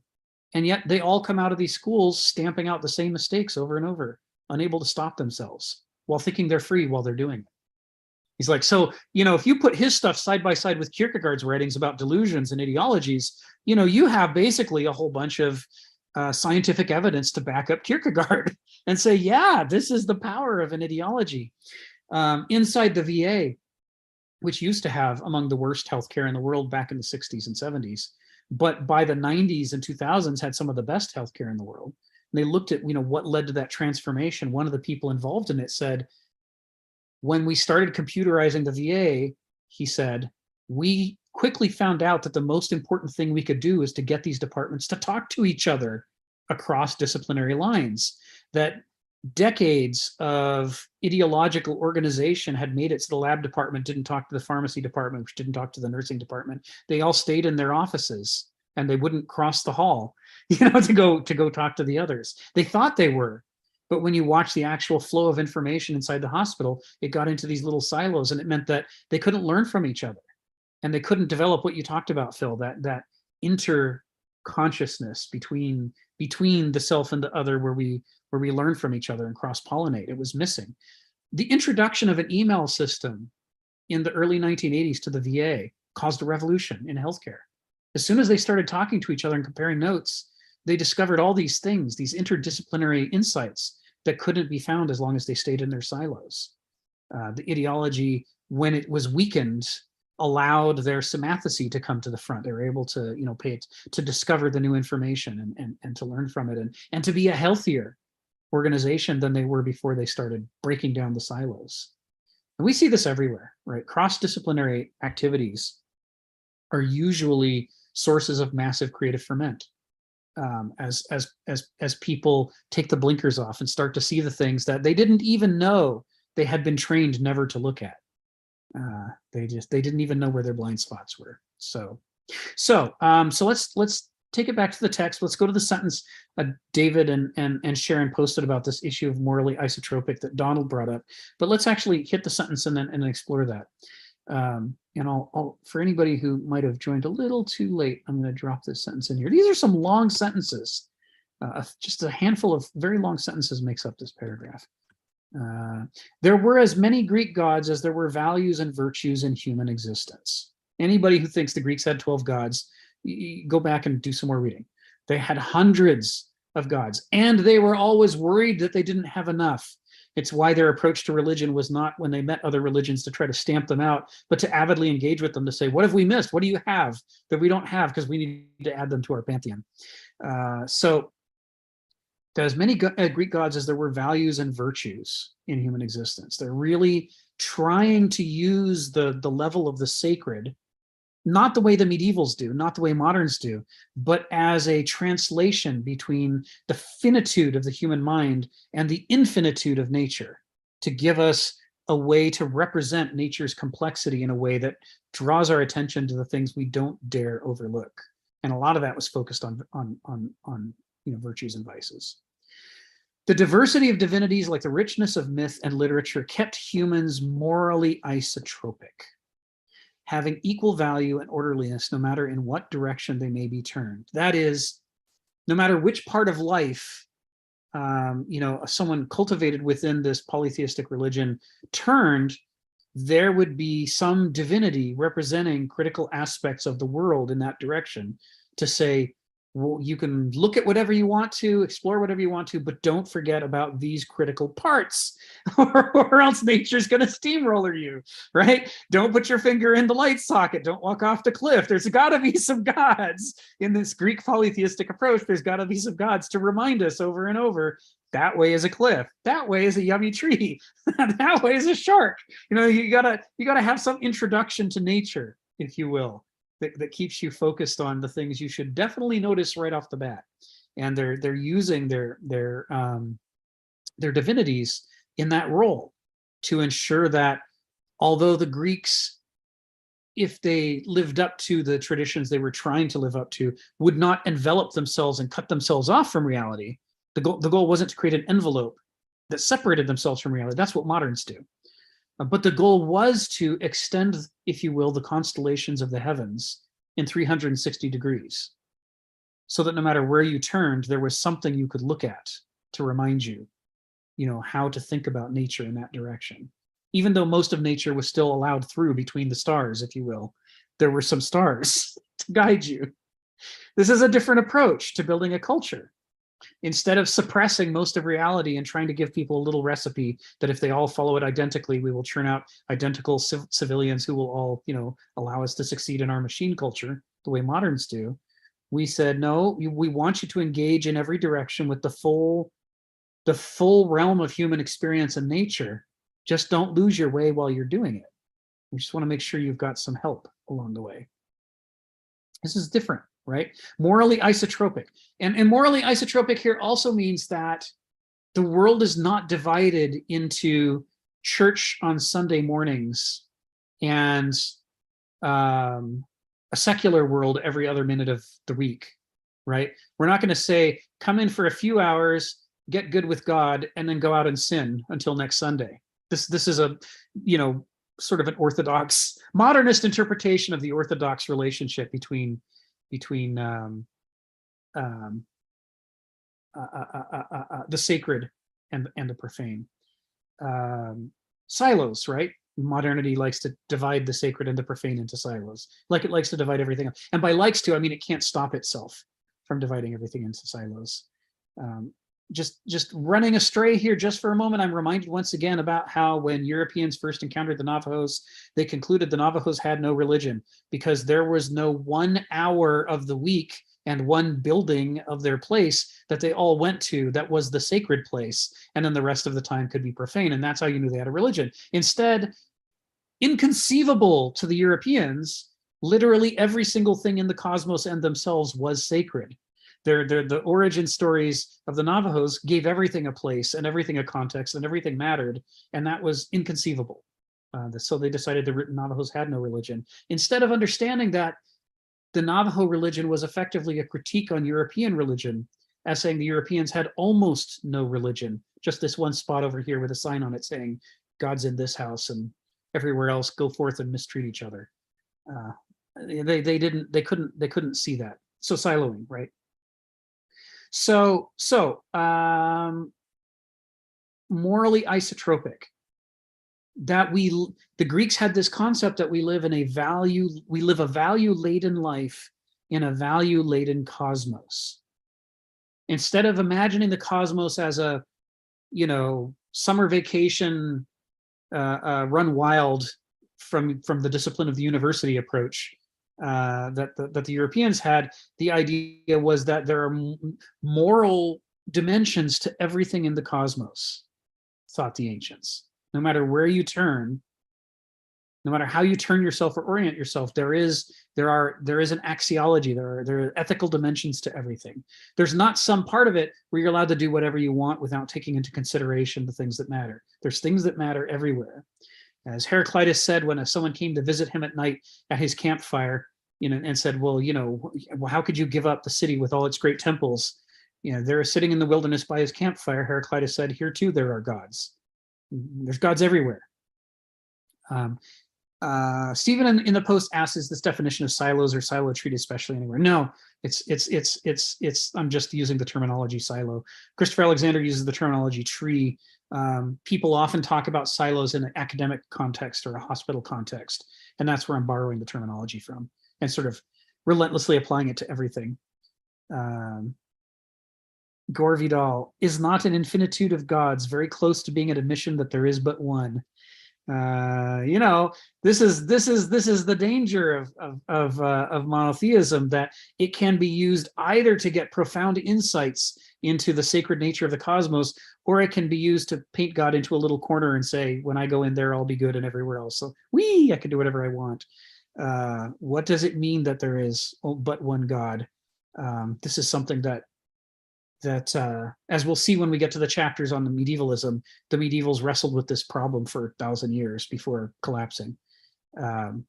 It's very hard for human beings to think of the one and the many and the everything as all being the same thing at the same time. You'll have better luck among the Hindus looking at Hindu religion, where they are regularly comfortable with the idea that the one and the many are one and the same. But in the European Christian tradition, they're usually presented as opposed to each other. So having equal value and orderliness, no matter in which direction they may be turned. And this is that issue about if the human being has cultivated within themselves a moral character, and not a character in which morality is a script, a recipe that they follow, but a moral character in which it is in their character to seek out the moral dimensions of everything they encounter, and then think through the implications. That they're always, just like an honest, truth-seeking person should be alert to new information to make them rethink what they think is true. A moral-seeking person should be alert to the moral dimensions in everything, and always looking for opportunities to rethink their own morality in terms of what they're learning from the world about what's moral. This definition of morality is almost the opposite of what came out of the medieval era. The medieval era said, forget about reality, just follow the script. The script will tell you what's important, and don't do anything outside the script. And moderns, in overthrowing morality, when they overthrew God, overthrew that script, but also kept the idea that that is all that morality could possibly be. That is, moderns may be atheists, but the God that they don't believe in is the medieval God. And they may be amoral, but the morality they don't believe in is the medieval morality. And in both cases, they have accepted the premise of the medieval world that is the only possible kind of morality that there could be, and the only possible kind of the sacred there could be. And therefore, they are free to disregard everything. The idea that there are other ways to think about morality and the sacred that are not automatically ipso facto disproven just because you have overthrown the medieval approach to theology, this is inconceivable to a modern. This is part of the ceteris paribus that is suppressed and not allowed to be thought clearly about. So it puts us in a difficult position. Stephen's often brought up the problem. What happens to Europeans when you pull medieval morality out of them? What do they become? What are they left with? Do they somehow become the best and the brightest and the very goodest? Or do they become moral monsters who think that now that the shackles are off, they're free to do whatever they want? What do they become? And modern forms of rationality and rationalism rarely have very good answers to this. They have answers, but mostly in the form of thought-terminating cliches to avoid digging too deeply into the issue. Nietzsche dealt with this when he talked about modern Christendom and Kierkegaard, when they talked about the ways in which modern Christendom didn't live up to the morality of Jesus's Christianity. But people felt that since they had the brand, they didn't need the substance, right? Jesus might say, give away all your belongings and follow me and do good in the world. But that didn't mean anyone actually wanted to do that, in Kierkegaard's Denmark. and he called him out on it, right? He said, you want to say that you're a Christian so that you can go to church and have all your friends around you and, tell you you're a good person, but you don't want to be a Christian so that you can actually do what Jesus said you should do. And that should concern us. But instead, the modern approach to thinking had structured our approach, our relationship to religion, in order to pull all the revolutionary character out of it. Just like it pulled the revolutionary character out of philosophy and anything else that might upset the status quo, which is modernity's scripted approach to trying to create a machine-like civilization. And the problem with doing that and giving people scripts and saying, follow this script and you're a good person, is that scripts are finite and the cosmos is infinite. So what happens the moment you turn in a direction that your script doesn't apply to? Maybe you're moral right up until you turn left, and then you turn left and you look and suddenly, well, now the script doesn't tell you what to do and all bets are off and you might do anything, including, eat your neighbor or release sarin gas in the subways. What is it, that there is a risk to trying to create morality through scripts. And that is that most of the cosmos can't be accounted for by the scripts, which means suddenly you have a system that doesn't help people to behave in a good way when they're off the rails. Only when they're on the rails are they behaving in a good way. The book, The Hollow Box, or The Hollow Doll, that examines Japanese culture and why are the Japanese usually so much better behaved than Europeans, except when they go off the rails, when they can commit any conceivable atrocity. How can you have a disparity? Why wouldn't it be that the same people who would never steal from each other and would never lie to each other and, or have all these other virtues, how can the same people, when you give them a gun and set them loose in Manchuria, be massacring people and setting up death camps and rape camps? How can this be the same person? And he explores that in the book, and his conclusion is that it's the risk of a scripted approach to morality, that it works perfectly as long as you're on the tracks, but you knock people off the tracks and the script doesn't tell them what to do. Now, I'm not saying this is what Japanese people are like. That's not actually the critique of the book. The book is actually critiquing the scripted approach to morality. And this is what Kenneth Smith is alluding to here. It was Kenneth Smith who recommended I read that book, The Hollow Doll. And he's really interested in its exploration of Apollinian noetic approaches to organizing society and what their defects are. So when he talks about the value of being morally isotropic, this is related to the subject of autonomy, to be self-ruling. To be self-ruling means that you don't require a handler with a whip nearby you forcing you to be good. You don't require an external script. You can be turned in any direction, picked up and moved into any circumstance. And even if you're confused at first and make some blunders, you will over time grow into a more honest, more ethical person who fits those circumstances because you're morally isotropic. You have the principles within you. And when you are moved to new circumstances or turned in new directions, they're still alive and at work in a creative way that can make sense out of things you've never seen before. Now, he never said here that he was quoting that book, but he doesn't have to. He made me read it. I mean, when he talks about morally isotropic, I know exactly what Kenneth Smith's talking about here. And he's talking about many things at the same time, but part of it is this idea of that the Greeks didn't want to cultivate people who could pass a test. The Greeks wanted to cultivate people who, no matter where you put them, they would grow into being better people than they were when you first dropped them there. This is the living, dialectical approach to ethics and truth and honesty, as opposed to the mechanical, scripted approach to truth and honesty. This is the Dionysian thing that Nietzsche at first didn't understand coming out of Hegel, but over the course of his career came to fall in love with. The vitality of life is that semathesy that Nora Bateson writes about, that you are constantly alert to your environment and learning from it and changing yourself to do better tomorrow than you did today. That's the thing that the Dionysian is great at, because it's so plugged into gnosis. And it's the thing that the Apollinian is so bad at, because it's so noetic and thinks that it can script life. Just lay out some logical syllogisms and test everybody to see if they comply.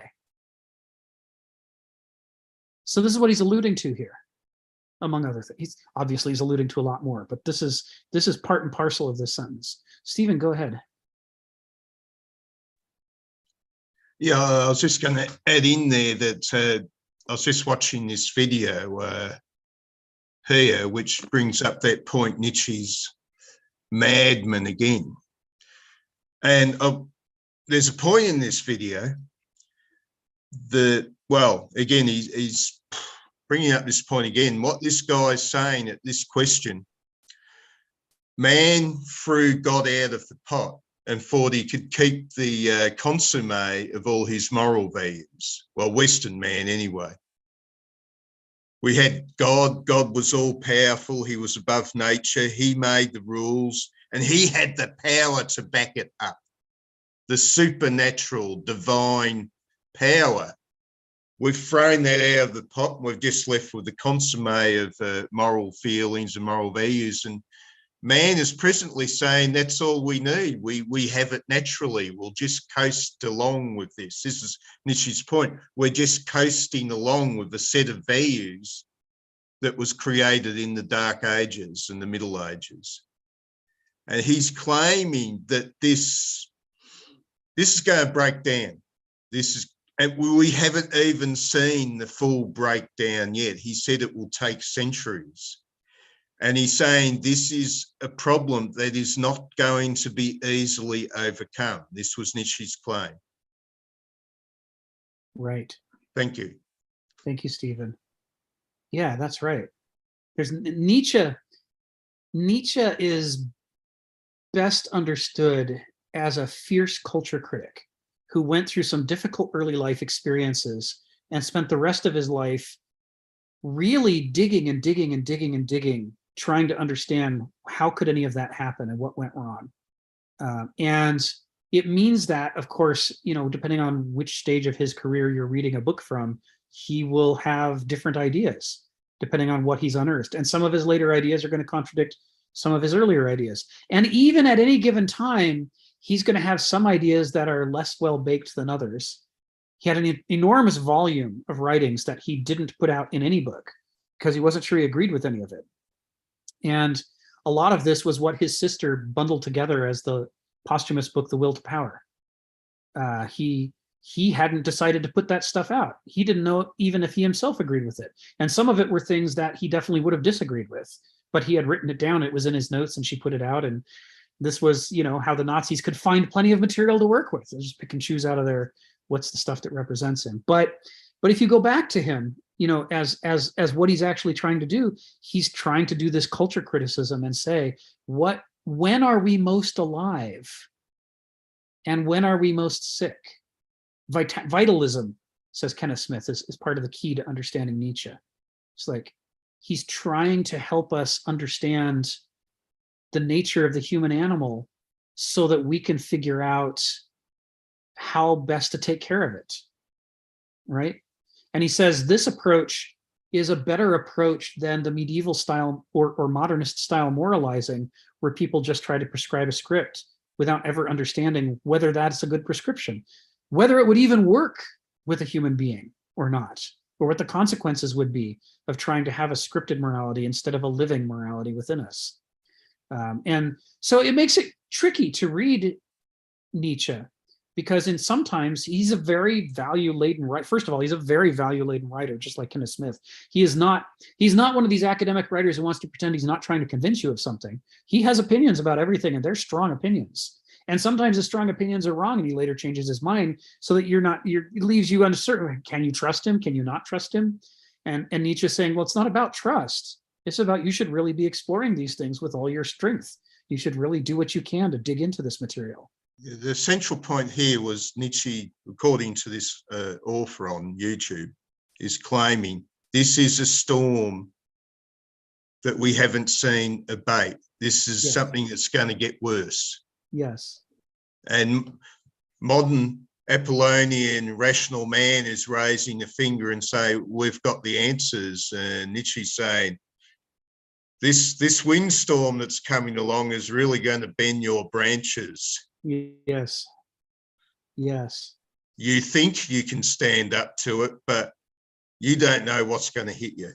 That's right.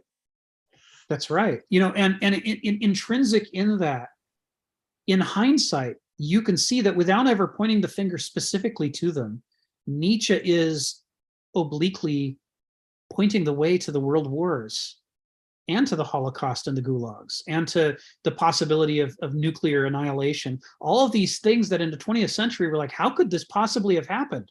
How can the most rational, intelligent, scientific people in the world have done these things? And Nietzsche saying, I told you you were going to do something far worse than anything you've done before, because it is in your nature as Apollonians that half of your character is invisible to you. You're so busy stamping down all those bad feelings that you don't know what they can do for you and to you. And you're so busy idolizing your ideologies that you're not willing to admit where the logic of those ideologies leads. And this is why there's a direct relationship between Nietzsche and Hannah Arendt, when in The Origins of Totalitarianism and other books, she says the defining characteristic of totalitarian systems, there's two defining characteristics, but one of them is the absolute commitment to the logic of the ideology. It's not an irrational thing. It is an ultra-rational thing to do a Holocaust or a world war or a gulag. You tell yourself you can't help it. You must do it because you must follow the recipe of your ideology. Well, traditionally in Christianity, we were taught there was the upper man, the rational, the calm values, which are up here, and the lower man, which have all the carnal drives, which must be suppressed and controlled. So that split was quite natural to the medieval Christian. If he had, I want to go out and cause terror and do all the things my lower nature wants, the priest would say, that's the devil. Stick with the upper nature, pray, and God will sort you out when you get up there. You'll be sitting on the cloud, happy as Larry for the rest of eternity. Right. And this is a way in which, among the things moderns don't understand about themselves, is that they are medievals with a few edits. And one of the edits is the leash has been taken off. No, moderns aren't generally afraid that God is going to strike down a kingdom for, or a nation for violating God's law. And so as a result, they feel free to do whatever they want, including world wars and holocausts and gulags and so forth. And this notion of the lower part of ourselves, the bestial part, which is the source of all sin, and the higher rational part that is the source of all virtue, this has just been reconstrued as noesis being all good and gnosis being all bad. That intellect is all good and feelings are all bad. This is the medieval theology, just brought straight across and then with God cut off, right? It's portrayed as being that's our nature, not God says it's like this, but it has the same effect. And Nietzsche saw that. And Nietzsche writes about this and says, this is why the Apollonian is so dangerous. It doesn't even know what it is or what it's trying to control. And it is prone to acting out things it doesn't understand. So yeah, there's all of these things are connected with each other in profound ways.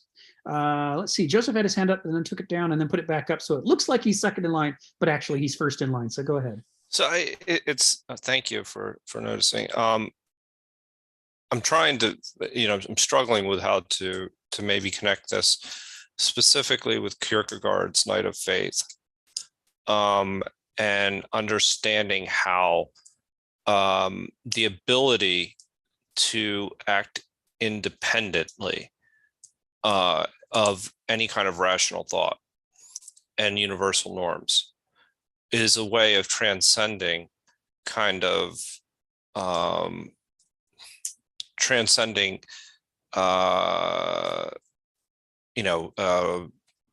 it's modernity.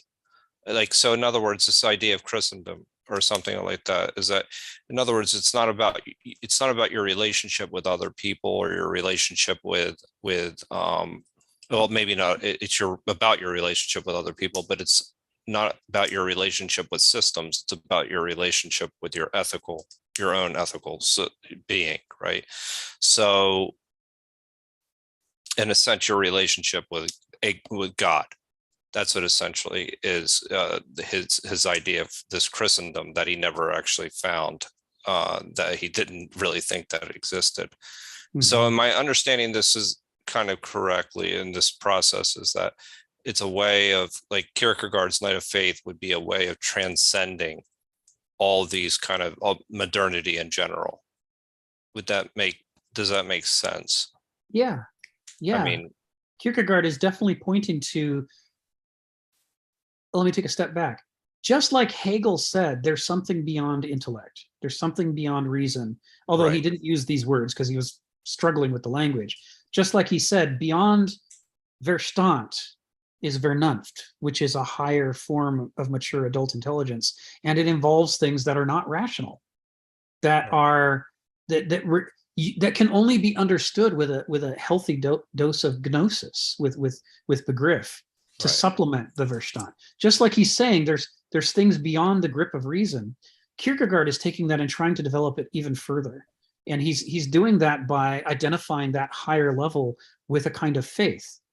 As a Christian, he's trying to reconcile Hegel's dialectic of the mind with the notion of the religious mind as being higher than the rational mind.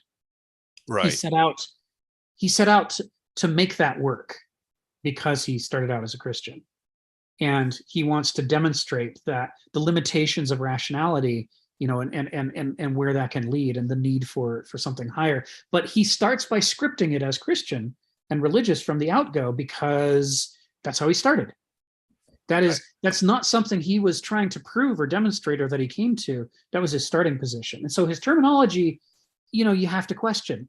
And late in his life, he questioned it himself when he splits Christianity from Christendom. Right. And says, the Christendom and religion we actually encounter is not the thing that is higher than reason. It's got all the problems of reason and the other things that reason claims it's higher than. Instead, the Christianity, the religion that he's proposing, that's a higher form of thought or personality than reason, is something else and closer to what Jesus was doing in his teachings and in his life, which again would get him into trouble with Christendom and Christianity, both in the medieval and the modern forms. You're not allowed to say those things or do those things that Jesus was doing. But he's saying, here in Jesus's life, we see the authentic working of, and I don't think he ever uses the word, but that he would say the authentic life of what Hegel's pointing to as Vernunft. What is this mode of character and thought that is greater than reason? Well, you don't do what Kant says. You don't say nothing that has proven itself to my intellect is allowed to be part of my mind, because, that's how you jettison things that you don't understand, and you don't understand most of the world. So there needs to be this enormous freight of faith and trust, paradoxically, as part of living a sane life, because reason, you're not going to have time in 100 years or 90 years or 80 years or 60 years. You're just not going to have time to reason everything out. And even if you could, you still only would have reasoned out the tiny, tiny fragment of the cosmos that in your finite life you were physically exposed to. Everything else is beyond your ken. So the only way to be a rational person in this transcendent Vernunft way that Hegel advises and that Kierkegaard's talking about is that you have to somehow merge an enormous amount of trust for things that you haven't examined with a commitment to examining things when you can, to try to understand them. It's like a paradox. Right. I mean, Socrates says the unexamined life is not worth living for a man. That sounds ultra Apollinian, right? That sounds like that sounds Kantian. You shouldn't believe anything you haven't examined. But here comes Kierkegaard saying, that's not good enough. You're never going to be able to examine everything. So you're never going to get away from the need for this giant freight of tradition and inherited things that complete you as a person, and that make it possible for you to accept the things you actually experience that you still don't understand as being real, even though you don't understand them. There's this book series that includes, I can't remember the name of the author, it'll come to me in a moment. He wrote 8 Weeks to Optimum Health and a bunch of other books in that series where he's talking about how to improve the health in your life. And one of the things he says is moderns need to stop living their life in some random way and then counting on the doctor like a mechanic to fix the problems that they cause themselves. He says instead, you should generally align the basic parts of your life to be healthy, and then you'll find that you have to go to the doctor a lot less often and for a lot less serious problems. You'll still need to go to the doctor, but now they're just intervening to fix little problems instead of like, dear God, everything about your life was pointing you towards death because of the way you were living. And as part of that, he has a book in that series called Spontaneous Healing, where he says, one of the most disturbing parts of medical science is the Verstand aspect of it that says things aren't real unless they happen consistently and anybody can see them happen. It says the problem is a human life is a human life, even if nobody else lived it the way that you did. And if you sometimes as a doctor encounter people who were clearly going to die from cancer, and then 6 months later, there's no trace of cancer in their bodies. And medical science says that is an anomaly. We will remove it from the pool of things that we study and we will put it on a shelf and say, okay, we can't say that that didn't happen, but let's not talk about it ever or think about it because we have no theory for that. We have no framework, no script. We have no medicine for that. We have nothing that can make that happen, even though that just happened. So let's not discuss it. So the result is that people don't understand that among the weird and crazy things that happen sometimes to people is some people spontaneously heal from things that, as far as we know, they can't spontaneously heal from. And the fact that this happens is very well documented. I mean, their medical case histories are complete. We can see that they lived and that they were going to die, and then suddenly they didn't have any cancer. We can see that we didn't prescribe them anything to make that happen. We don't know why it happened, but we don't study them because it doesn't fit the ideology. So we just take them out of the picture and put them on a shelf and say, that's an anomaly. It may be real, but it's an anomaly. And because it's an anomaly, it's not real to us. That is to say, it's not real to medical science. It's real in that inferior way that real things are real. It's not real in that superior way that rational ideological things are real, right? That is, Verstand does not acknowledge the reality of the mere cosmos and nature in people's lives. It only acknowledges the reality of the things that consistently fit its theories and logical syllogisms and mathematical formulae and so forth. And so, in this, we see what Kierkegaard is, and Nietzsche and others are trying to talk about, that the cosmos is much bigger and more complicated than we think it is, but rationality keeps trying to reduce it to its theories. This is what Shakespeare says, right? There's more in heaven and earth than are accounted for in your philosophy, Horatio. That famous line, this is about this statement, that there is something higher than reason.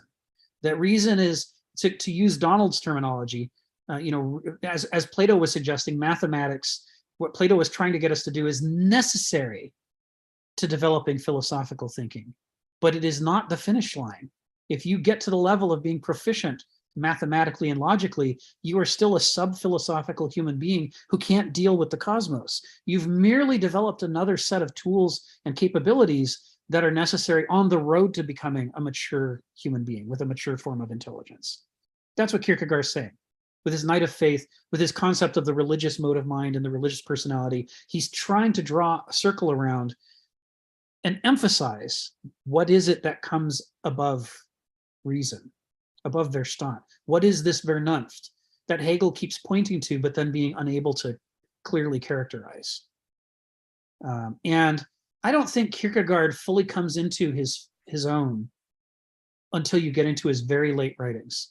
His Attack on Christendom, the series of articles, when he finally loses patience with the hypocrisy, with the difference between, the revolutionary Vernunft type mode of thought and life of a Jesus versus the conventional conforming mode of life of all the Danes around him in Copenhagen, who he started writing his diatribes about right before he died.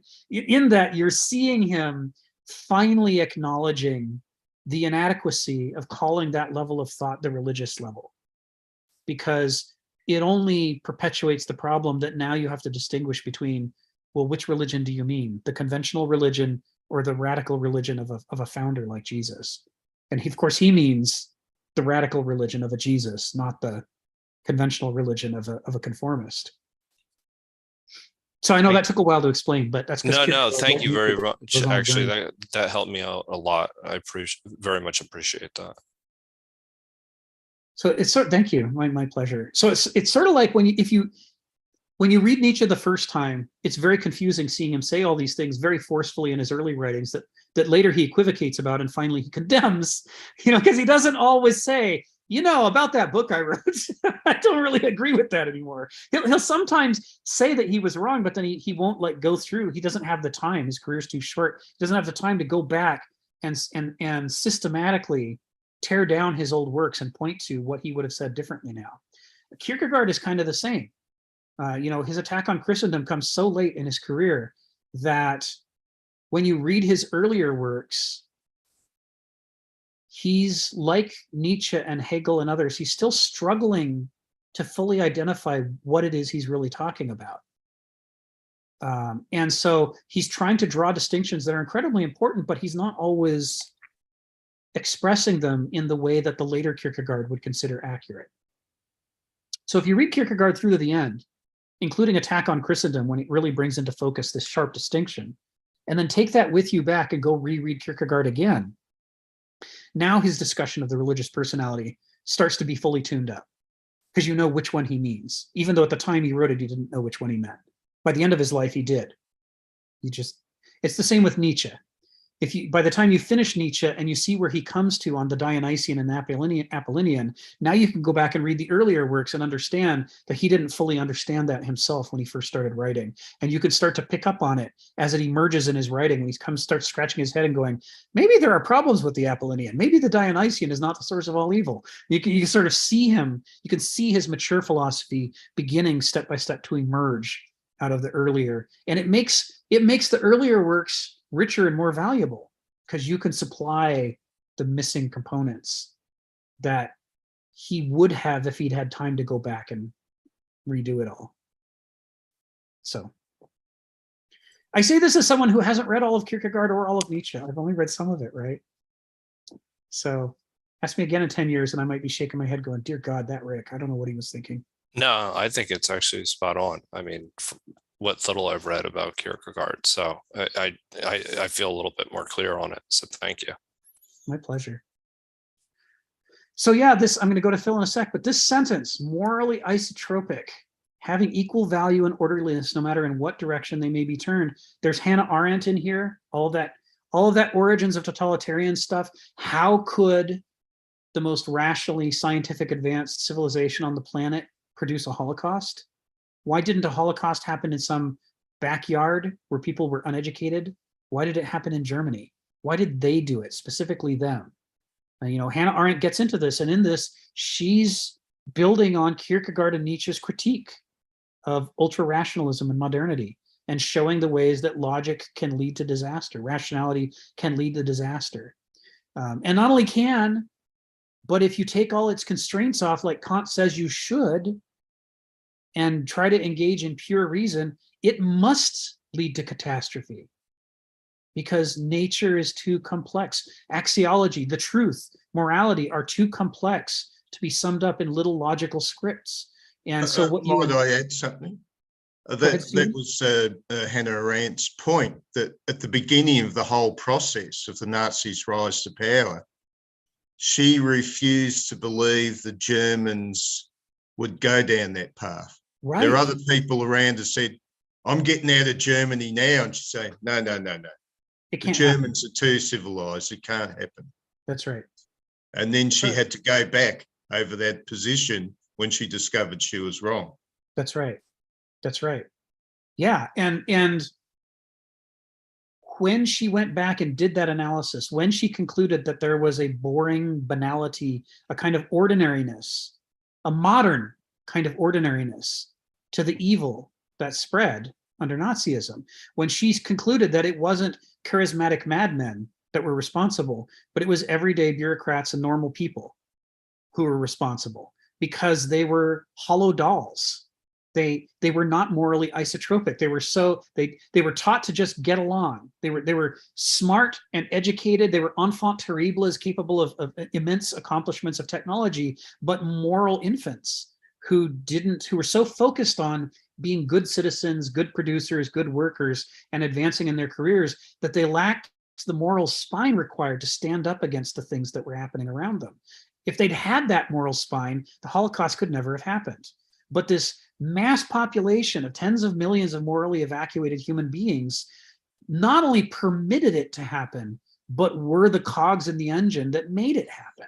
This is her conclusion, right? You came off mute, Stephen. I thought you might want to add something there. Okay, so, when she comes out and says this in no uncertain terms in Eichmann in Jerusalem, which she wrote after The Origins of Totalitarianism, but you can see the consistency, right? Origins of Totalitarianism is where she's talking about the inexorable logic of any totalitarian system. And by the time she gets to Eichmann in Jerusalem, she's showing how, yeah, rational, logical people did the worst thing we could imagine. And they weren't weird, crazy charismatics. They were just like you and me, which should make us terrified of what you and I are capable of, she says. And then suddenly, all her friends turn on her. Everybody turns on her and says, you're not allowed to say that Eichmann was an ordinary human being. You must not say it. It's morally wrong to say it. Even if it's true, and this is the part that they wouldn't add. She questioned them on this, but what if it's true?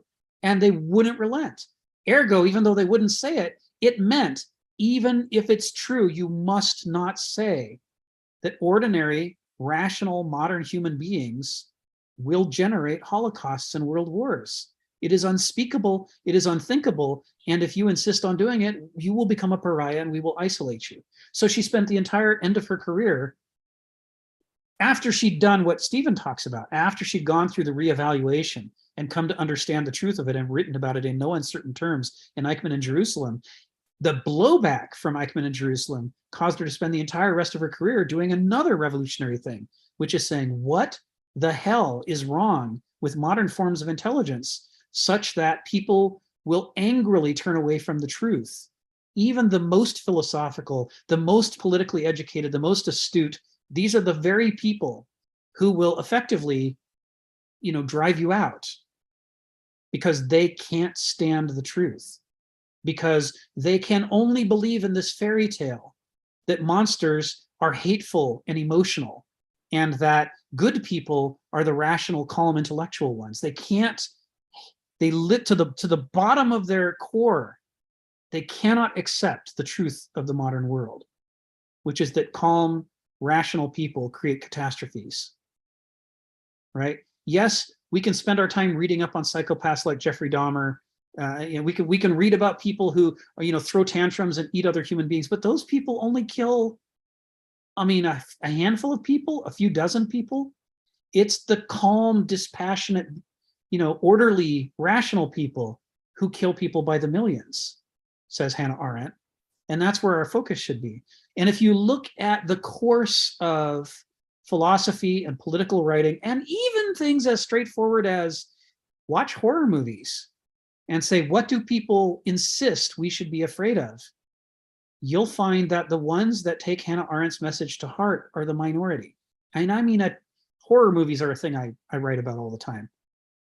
It's a tiny minority that's willing to admit that the scary thing is the calm, rational people organized into ideologies. It is the majority who insist, no, it's the emotional monster, right? Look, he's crazy, he must be dangerous. Look, he's emotional, he must be dangerous. Those are the scary people. We're gonna make movie after movie after movie after movie about the old model of evil that Hannah Arendt disproved, right? That's little evil. Crazy people, as the studies show, mostly are not more violent than non-crazy people. They're more likely to be the victims of violence than non-crazy people. It is the officially sane people who do Holocausts and world wars and gulags. Those are the people who are and ecocide, right? I mean, all the things that are happening in our world that are causing the biggest problems, they're caused by calm, rational, the very people that were idolized as who we should all strive to be. And she wrote Eichmann in Jerusalem, what, 20 years ago now? I thought like 60 years ago now, 60 years ago. And still, to this day, we don't want to come to grips with it. That tells you a lot about the power of the modernist ideology that it has over us. That the best example, the clearest example, extremely calmly and well written, still about one of the most important things that happened in the 20th century, still we all turn away from it. We don't want it to be true because our commitment to our modernist ideology is stronger than our commitment to reality. And going back to Kierkegaard and Nietzsche and the others, it's stronger than our commitment to our own survival. We would rather go extinct than admit that there's something wrong with our ideology. This is what Nietzsche accused us of. He said we're a sick animal. We turn away from what would make us healthy because we are so determined to stick to our ideology. Okay, Phil, I've kept you waiting forever and I'm so sorry. Go ahead, Phil. Well, it was a good wait, nonetheless. But nonetheless, this leads me back to, I guess, how should I say it? Back to Heidegger's Earth and World, and I think that it has led to a problem because we are no longer satisfied with understanding reality because actuality is actually more real than reality, right? And so world has surpassed Earth in its way in creating the actual reality of the world. I'm thinking, like, in some sense, I'm thinking of the Romantics. You know, the Romantics actually, in some ways, was a revival of the pantheism. Was really a revival of the multi-gods, you know, that's within nature itself. And in some sense, you always think of French paintings and, but, there was a painter, a German painter who was really, I think, a very astute proponent of romantic landscapes. And he always had Caspar David Friedrich. He always has like these people looking at nature. By the way, they always have their back turned because they're looking at nature and contemplating nature. And always within those things, they are all by nature, but there was also a sense of mystery that is something beyond just the mere surface appearance of it. And that mystery was a part of the real. And I think that was a very important part. And the way I look, at it, I try to think of this in this sense, the metaphor about the mechanical thinking is that because I'm a painter, I sort of understand painting. I'm trying to explain this in this way. Is that you're always trying to understand the whole. The whole in painting is, of course, stacked because you have a frame. Because if you really want to do a painting, it should go beyond the frame. But let's put that aside. That is a relationship of art. Like I said, boxing in the ring, a basketball in the court, in relation to being to manage the whole and the various parts. And within that constraint, and art could appear as a middle ground, the way I look at it, as a way to enter into this sort of mystery between positive and negative space.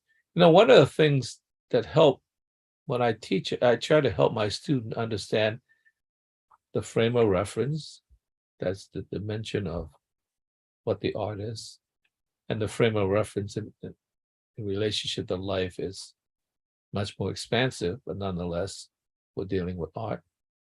But within the art, the struggle is always between the content, what's inside, and the frame of reference. And there's a kind of a push-pull because the frame wants to contain it and constrain it, and that's the task of art. But there's also what I call within it, what I call constellations, or clusters of meaning within it. And I compare that as a relationship between having a form by stringing a string of beads, which is more the mechanical linear structure that narrates a kind of a one-dimensional thinking, one thing after the other until you got the whole, but you still have the whole. But in the painting, I think of it as a web, a relationship. This is what I call the constellation. Because you don't look at the meaning by looking at the detail. The detail is part of the thing, but within those details, they're related to some other things, you know, which may form part of the object, but it extends beyond that into other things, you know. Take a tree, you don't just look at a leaf and a branch, you know, it is part of the constellation, but it also extends beyond other branches and the relationship to the negative spaces in it. And you have to get yourself into this second stage if you can't understand the whole, that there's a web of interrelationship within the constellation itself that is not a singularity, right?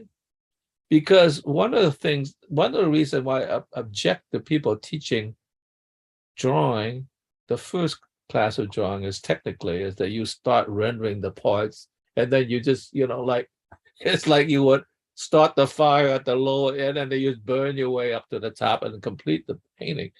And that's not the way it is. It's always this web. And when you change something somewhere else that's in this constellation, it affects the relationship of this web of meaning. And once you get that relationship between the whole, then you could begin to understand that those constellations, there are several constellations in there, is really also a web of relationships. I think one of the ingenious things the Cubism did, and it became consolidated later, was it broke apart the object to deny the completeness of the wholeness of the object so that it could interrelate with other objects in the space in relationship to it. And so the deconstruction there was necessary to, in a sense, allow you to, in a sense, now have to like put together all sorts of other things that are not a part of what we ordinarily are used to, because we live in a world, let's face it, we don't like a cup broken up. We grab the cup, and we're so used to objects as the reality that we're not able to see the relationship between all the relationship that's necessary to sustain what we need in terms of our existence. And I think that's a very difficult task. You know, a task that's in some ways music doesn't face. You know, I talked to the dean when I was being interviewed. He asked, what's the difference? And I told him, well, you know, the visual art is strained by the fact that we have to deal with a represented reality. And you guys live in this floating world in which these are kind of semi-abstract, and you have to put it together. Now, when you listen to a piece of music, let's say quartet or symphony, it would be silly to think, you just parade a bunch of players one at a time. You listen to this part, okay, next, listen to that part, and then you say, just put it together. You got all the parts there. Yeah. You've heard the parts. You can put it together in your head. That's right. But that's not my experience. I'm sure that each one of those parts, they might go practice on their own, but when it comes together, they have to interrelate to all the things that's happening. The experience is the whole relationship of all these parts. And if you just like listen to one player after another, I mean, it would be a weird anti-music experience. I Yes. would call that a funny kind of art. It's hilarious. It would be a actually. conceptual art. It would Yes. not be an experiential art, right? That's right. So I think that is one of the things that people don't understand is when you listen to something like music or when you experience the world, yeah, you could jump in and focus on a particular part, but you experience a multidimensionality of it together, and then you zoom in and zoom out, but you don't isolate yourself to just these parts. And like, I guess you could pick one flower after another and string it into a string and make a necklace, but that's not the experience of the dimensionality of existence. So Yeah, that's why I want to put into it. It's just Thank much you. more complicated in that relationship, and that when you begin to lay it out in a kind of a rational one thing after another, it doesn't quite work. Even in terms of a narrative, to a Yeah. flashback. You remember back to this, and somebody I think it was Memento, that movie. Yes. It was a fascinating movie. Somebody took that movie and deconstructed and strung it in the order that it was, and it was boring. It was like it lost the magnetic pull of what it is, because it's just like, oh, it's just this guy doing this one thing after another. It's like, what does that mean? So I think we have to understand that life is a lot more complex than just one damn thing after another. Sometimes you have to reduce it that way. I mean, in a certain small area, you have to say, let me just get this thing and then this thing and this thing, because it's just too complicated. But most of the time you experience a multidimensionality of things. Yeah. You have to be able to equivocate Yeah, between the synthetic and the analytic, right? that's right. Like, Absolutely. sometimes I can't understand it unless I look at a piece of it. But when I'm done, I need to remember that it's not actually a standalone piece, right? I need to go back to the whole armed with the new understanding so that I can discover about the relationships that it has to everything else. Well, that's why when you teach art, it's important to teach them that part first. Then you could teach them the technique. And when they do the technique, then they remember, okay, this is just a part, you go work in the detail, but it's related to this other thing. Otherwise, they actually think that is what art is. Right. Your technical ability to do that particular part. Right. Thanks, That's Phil. it. That's good. You next, Donald. Thanks, Phil. Go ahead, Donald. Well, Phil kind of derailed me there, but I want to say it's very difficult to overpraise Hannah Arendt. She's very, very good and has not been kindly treated for the most part, because I was just went off looking for reviews of Eichmann in Jerusalem, and there continues to be this, she's somehow excusing Eichmann rather than explaining how an industrial killing machine can be constructed. You need these people. I mean, Eichmann didn't beat his wife. He probably didn't abuse his children.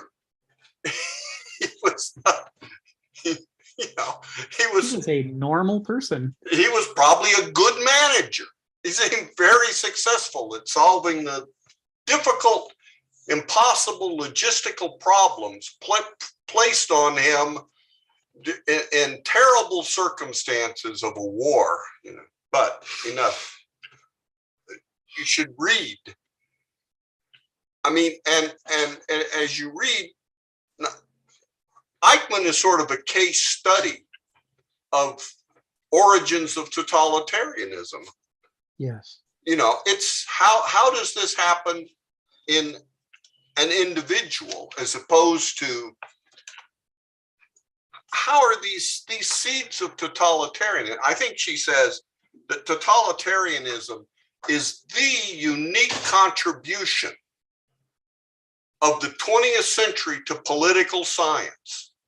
God, yes. It's the one creative thing that all the thought of the 20th century added to political science. Yes. You know, it's not the anarchist cookbook or something like their handbook. It's how to mass organize a civilization in which there exists nothing outside the state. You know, and how do you do that? Well, the Russians figured it out too. It wasn't just the Nazis. Right. The Chinese figured it out. There are a lot of small dictators in other countries. Iran figures it. Of course, it's a theocracy. Most of the totalitarian regimes have been atheist, but it's not that you can't do it. And you've got these wonderful examples. And I would, if you'll permit me, I'd like to ramble a bit. There was a famous philosopher, not really philosopher, but John Madden, the football coach. And in his career after he finished coaching, he was a commentator on football games. And after one game, the winning coach was asked, well, what are you going to do? And he says, well, we're going to pick up right where we left off and try and win another one next year. And Madden, not to the coach, but in his own commentary, said, that's exactly wrong. The idea is that he should start again where he started this year and work forward. Right? I mean, it's at one point, Yes. decades after he said this, I said, what an understanding of dialectical thinking. Yes. And I thought about it, you know, I went through my own education and I got to wherever I got. And then I said, for my own children, I don't want them to go through the dialectical process that I did. I want them to just start where I finished off. And so they have a sort of rational thinking similar to mine in many cases, but they lack the sort of strict religious upbringing that I had that, you know, that like, yes, I have all the benefits of philosophy, but I'm basically in many ways the kid that grew up, you know, going to church and Sunday school all the dang time, you know, and it leaves you with this unspoken, almost subconscious thing that directs your life instead of your thinking. But the same thing we've talked about this, and I think of John Madden probably didn't understand the transition from epoch to epoch. But it's clear that like modernism was doing good or doing better perhaps when it had a strong residue left over from the medieval epoch. And then as it finally purged itself, became purer, it gets worse. Yeah. You know. Commit atrocities never before possible. Right. Because they freed themselves in their own thinking, moderns freeing themselves. But I think of that all the time. It's not just epochs proceed dialectically, or civilizations, certainly or football precedes dialectic. Right. But in my own life, I see clearly I had an end, but I didn't understand how to go back. How do you educate someone else to get where you are? Well, you don't begin where you are, because No. then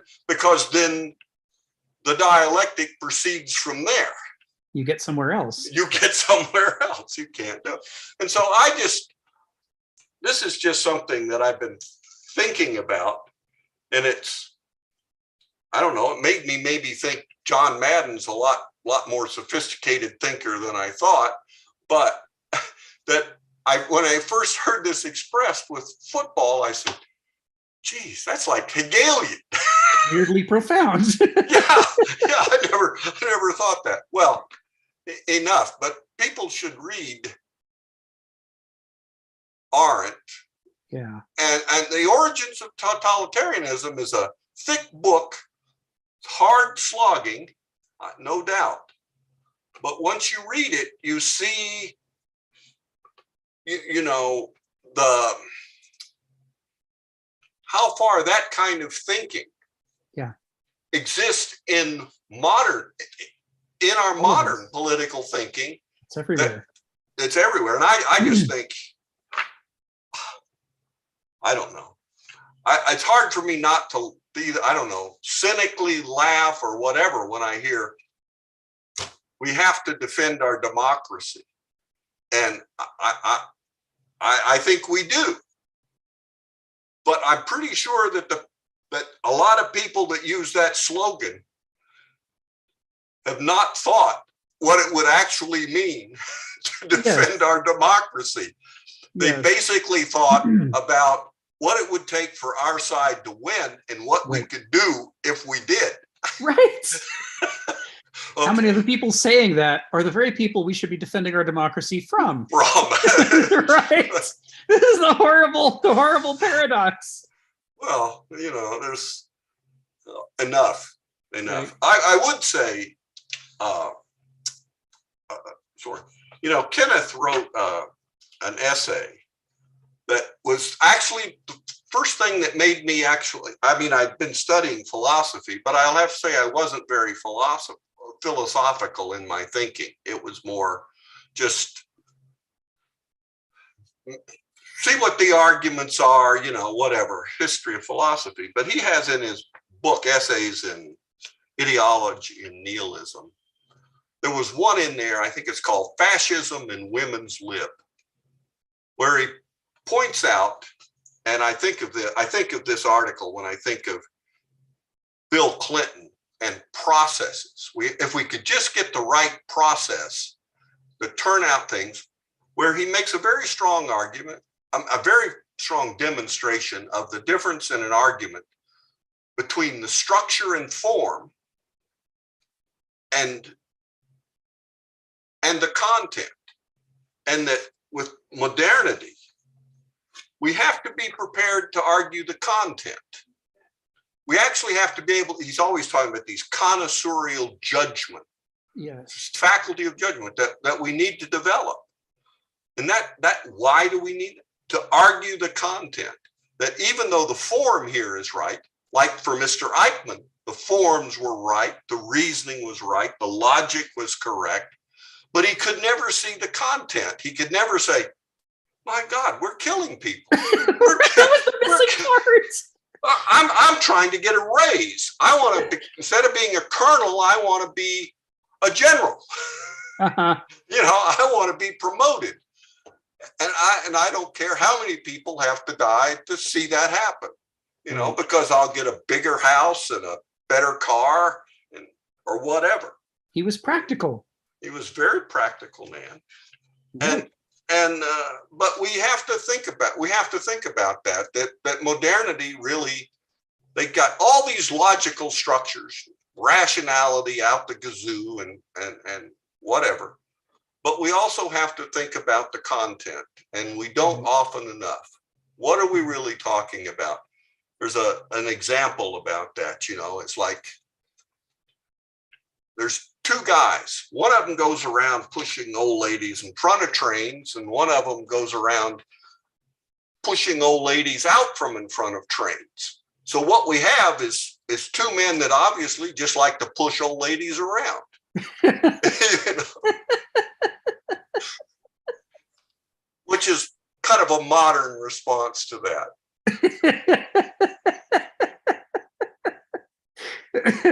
That one, people talk about the trolley problem, but they don't talk about this one. They really should talk about this one more. It's because it's hilarious. Yeah, the fascism and women's lib. The phrase will raise the hackles of anybody with a feminist bent. But the Hannah Arendt dimension to this is that we get in trouble when we start thinking that the bad things in the world are in nice, tidy silos, and they're over there. And we're good people, so we're over here, and there's no overlap because we said so in advance. This is the sort of thing that leads Germany to turn into a fascist country, because their understanding of the nature of totalitarianism was so poor that they couldn't see how they were already halfway there before the Nazis ever rose. This is one of the things that Arendt's talking about in here. She's saying the reason that Eichmann, when you actually talk to him, came across as such an ordinary person is that ordinary under the modern world is so demented that it takes you halfway to a Holocaust. Before anybody waves a flag, before anybody feels a moment of hatred, all the cogs of the machine are ready for the right person to grab the levers and turn it in the direction of a Holocaust. The moment you submit to the mechanical modes of thinking, the moment you start focusing on the practical and stop thinking about the axiological, you stop thinking about right and wrong, and you just focus on how do I get what I want. If you raise entire generations of people who are very good at getting what they want and not thinking too much about the bigger picture, you are already 75% of the way to a Holocaust. All that's needed is somebody to point that big machine in that direction, which is easy to do because machines are amoral. So it's not going to fight you about which direction it gets pointed in. No matter how much the members of that society praise it and tell it how good it is and how it's the bastion of freedom and the source of all and believes in human rights and blah, blah, blah. If you look at the structure of people's character and their relationship to the dominant culture, you can see the 100% capitulation that already took place to allow them to focus so much on the practical necessities of paying their bills. Once they've done that, they're in no position to fight against the tide when the tide pushes in an evil direction. They're just, they don't have the practice. It's like if you want to be a man who doesn't hit women, you have to work on your anger. And I don't mean suppress it, but you have to learn how to live comfortably with anger and frustration. And because anger and frustration are a normal part of a relationship, they're going to happen. And if you've just suppressed them and never practiced them, you're going to be so bad at them that when they arise, they're going to possess you entirely, and you're going to do infantile tantrum things with an adult body, which isn't safe. I mean, your toddler beats their fists against you and has a tantrum. It may be really annoying, but your life is not in danger. But a 200-pound man, coated in muscles, doing exactly the same thing is a menace to everyone around them, because the part that hasn't developed is now a danger. This is what it's like, says Hannah Arendt, to be normal in modernity, is you are the same as that anger management deficient man. You don't have practice in the things that are required to handle the problems when they arise, which means you're only good by accident because the moment hasn't occurred that's in which you're going to succumb to evil. You have no powers to resist succumbing to evil. So if we don't want that sort of thing to happen, we need to raise a different generation of people who are so morally isotropic that when the currents are going in a bad direction, they're not hollow sails that float with the tide in order to get the practical advantages. There are people who will dig in their heels and say, I don't care how much it's going to hurt me.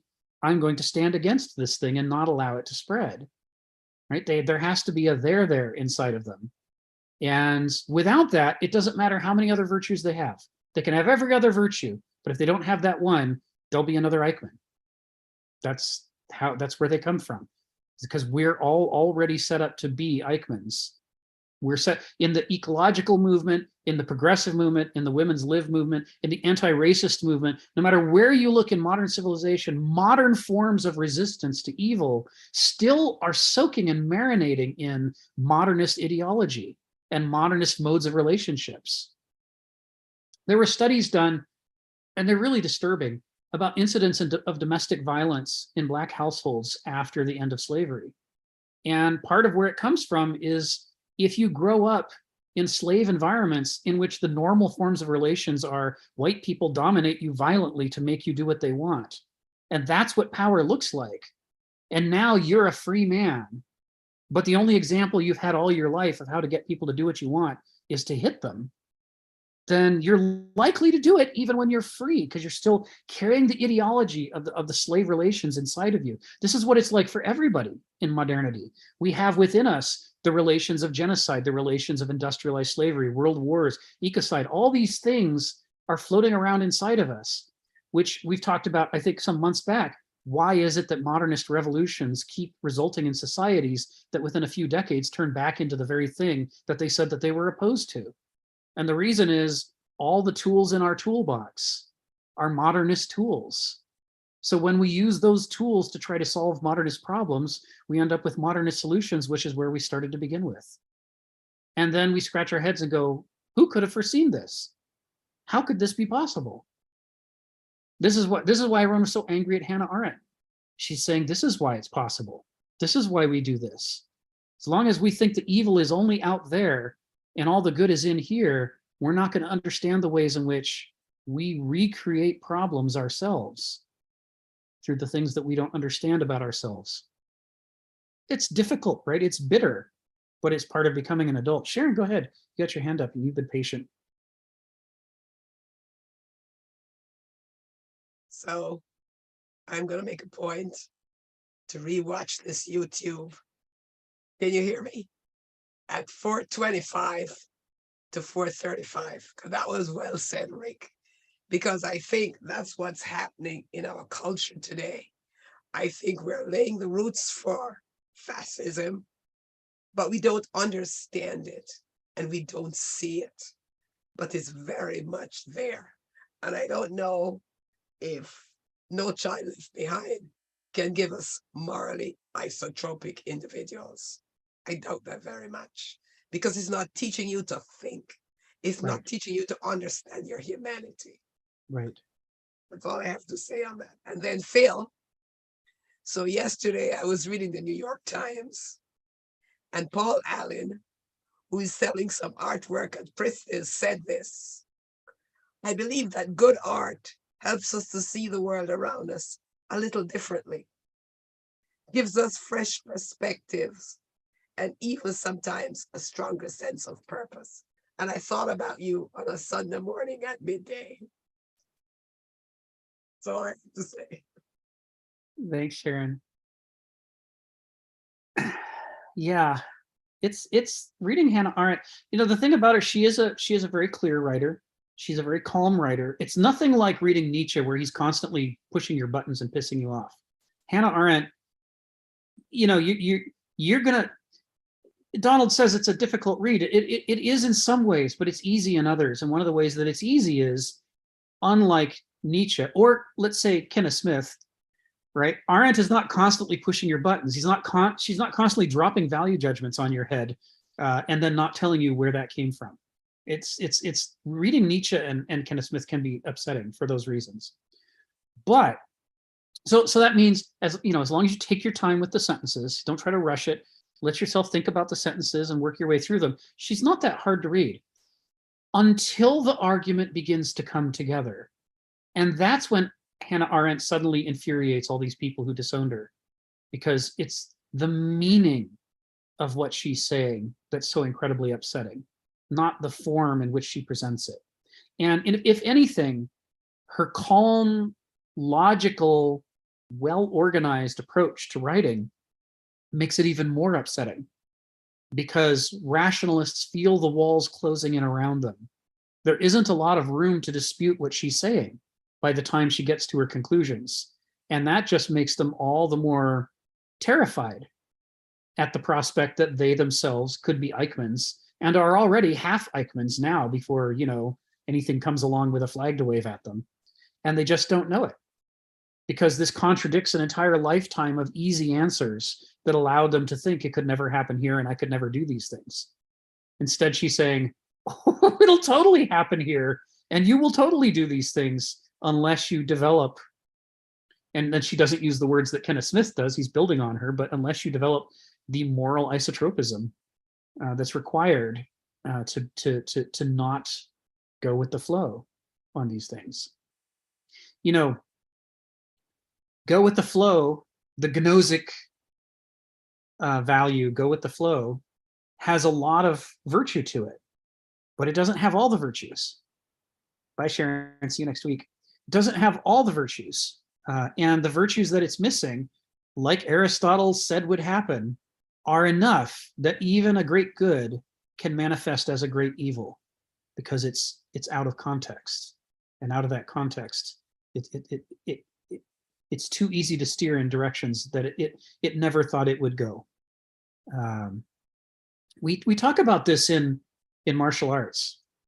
It's a really interesting. Yeah, fascism is. It's not just all totalitarianism is the subject here. You know, it's in martial arts, one of the really interesting subjects is blocking strikes. And part of the reason that it's interesting is we're used to thinking that a weak person, their strikes are weak and therefore they're easy to block, but a big strong person, because of their strength, their strikes are harder to block. We know that's true until we study martial arts, because we don't understand the nature of strength. When someone throws a punch at you, yeah, there is an enormous force coming at you, but it's only coming at you in one direction. In every other direction, it's weak. And you think, well, how can that? Look at his muscles. That can't, he's twice the size I am. It cannot be true that giant fist coming towards me is easily deflected. And it is a shocking eye-opener for people. The first time they see a little 5-foot, 65-year-old or 70-year-old Okinawan man hold up one finger and deflect a gigantic arm coming in at their face. They're saying the thing you don't understand is that the force only moves in one direction at a time. And then they do these exercises. After you see it, and you still don't believe it. You saw it, but you think the guy must have cheated, right? He must have, this is his sensei. He must have moved his arm out of the way in order to prove that his sensei is stronger. They then have you do exercises where one person holds a punch out. They don't throw it, they just hold it out there and they lean into it. They put the force into it. And the other person is trying to stop them, trying to hold it back, hold it back. You see now how hard that is? All the strength you have to bring to bear to stop it directly. You need as much strength or more as the person who's putting the strike in your direction. It says, but now, instead of pushing it back, while the guy who's leaning into you, keep pushing the direction you're pushing, the guy who's trying to push it back, just try pushing it to the side. It turns out it takes no force at all. Most people go their whole lives and never discover this. But the reason it goes no force at all is that all the force is pointing in one direction, right? In order for the person to be pushing at you and also pushing to keep you from pushing it to the side, they would, instead of aiming at your face, they have to be aiming to the left of your face so that the push to the right was being resisted. Because if now you do the exercise where, okay, now hold your arm out and the guy's going to try to push your arm to the right and you try to resist it. Now remove your arm. Suddenly it goes flying off way away from the target. You do a few of these things together and you come to understand the way in which enormous power is still incredibly limited. And it starts to make sense what Aristotle's saying, that you could be honest and courageous and diligent and organized, and you could have a list of virtues that fills a page. But if you don't understand right and wrong, and you lack the courage to stand against a majority, you will do evil things as soon as the majority wants to do them. That's just how it works. The one virtue you're lacking is the direction in which you have no strength, in which you can be pushed as easily as if you didn't have any virtues at all. In fact, if anything, this is the challenge that they talk about, that the Greeks talk about. The more strength you have, and they talk about this in martial arts too, the more strength you have, the greater the damage it does to you when that strength is deflected off target, right? A weak person who accidentally hits a wall might only hurt his fist. But a strong person who hits a wall can damage the wall and leave a permanent mark. And the same with if you're going to hit a concrete wall. If you're weak and you hit a concrete wall, you're not going to damage it, but you're not going to damage yourself much either. But if you're really strong and you hit a concrete wall, you will damage yourself to a tremendous extent. This is what the Greek tragic art form is about, right? The more power you have, the greater the consequences when things go wrong. The more virtues you have, the greater the problem when the few virtues you don't have suddenly work against you, and the greater the tragic inversion and the calamity that results. So this is one of the ways, and when he talks about moral isotropism, he does not fully unpacking it. He unpacks it a little bit, like Donald points out. He's not fully unpacking what he means. This is part of what it means when we say that the ancient worldview understood all of these things about the nature of power and virtue. It's not that everybody understood them, but that this was the norm. The tragic mode of art was everywhere. You couldn't grow up as a Greek without being exposed to this concept that success can breed failure, power can breed weakness, virtues can result in vices. They knew this. It was normal. Moderns don't believe this. To the core of our being, we think we can have all the virtues and be all the good things, and somebody else can have all the vices and be all the bad things. And so all we have to do is kill the bad people and the world will be a utopia. We believe it to the bottom of our hearts. If we win, good will ensue. But if they win, evil will follow. We know it to be true because it's our ideology. And in this respect, what he's doing in chapter 4 is absolutely succeeding if we fully take into ourselves the lesson that he's trying to give us. These two views of human nature and human potential are diametrically opposed to each other. But a modern can go his whole life studying the Greeks and never once realize it, because his own ideology is reading into the Greeks his own assumptions about the nature of power and virtue and so forth. So automatically, unconsciously, and reflexively that it doesn't even occur to him that not one of these people said any of the things that he thought they were saying. And they were saying these incredibly important things he absolutely didn't hear. Even though he went through all the words and he memorized them and he can write his thesis about them, he can write books about them, and he can make his career about them and still not understand them at all. That's how far apart the worldviews are. Phil, go ahead. You got your hand up. I'm asking this as a question. The problem with the relationship between form and content is that when the form gets so wrapped up in the content, the form eventually becomes part of content. And the problem of unwinding it becomes the fact that you have to unwind the form in order to unwind the content. I'll give you one example, then another one that really troubles me. One, think in terms of the economy. The creative derivative of the economy has driven the economy into such a diversion from the fundamentals, which would be the content, that in a sense, it was all driven by the fact that the form has created death as a vehicle in the structure that is really, really difficult to unwind. I've listened to a number of articles now, in the video, some very smart people, and say, the Fed at this point realized that it has made a mistake. It has made a mistake for at least the past 15 years. That it is going to try to stop the Fed put because it has integrated the form into the content that not only is America's debt ballooned to such a point that it exceeds the national GDP, but many, many countries are even in a worse condition than we are. And so therefore the whole globe is in this relationship in which the form is actually part of the content. And how do you unwind it? And it almost seems like some people are saying there's not going to be a soft landing. Number one, okay, and I think the Fed realized that, and they're just trying to, let's say, have a softish landing, which means a crash that's not going to kill everybody. The plane's not going to kill everybody. It's just going to be a crash. That's it. And then you're going to go into whatever. Okay, so that's the part about, once again, the divergence between Earth and world. The other thing I want to mention is that we had finally got to a point where we begin to understand ecology, which is not about any singular animal, but a cluster, a constellation of animals that produces a rhythm that actually, in a sense, becomes a content of its own.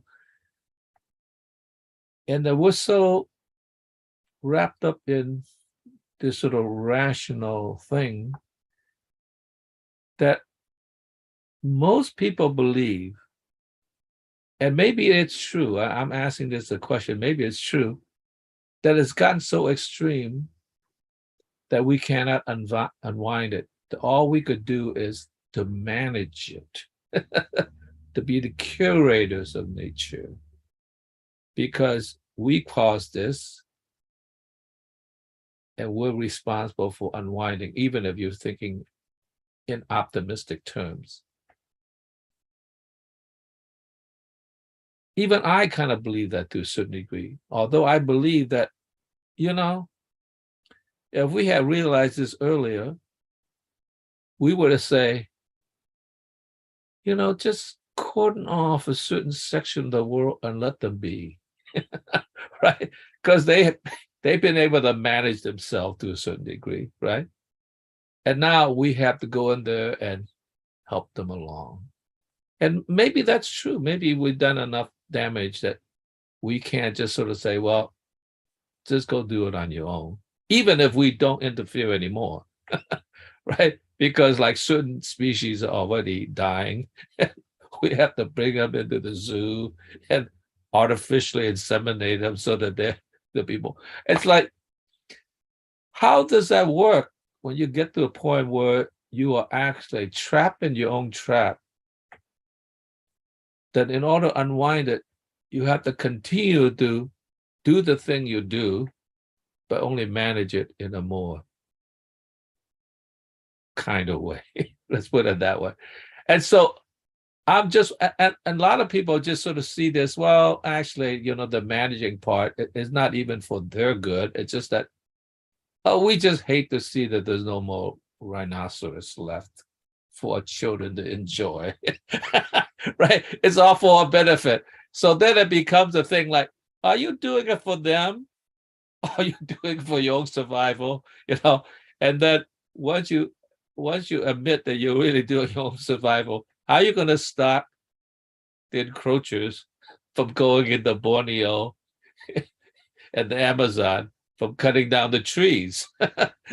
Because they're trying to survive too. So I just don't know. I think most of the civilization have collapsed, not because they suddenly realize, no, we've gone too far.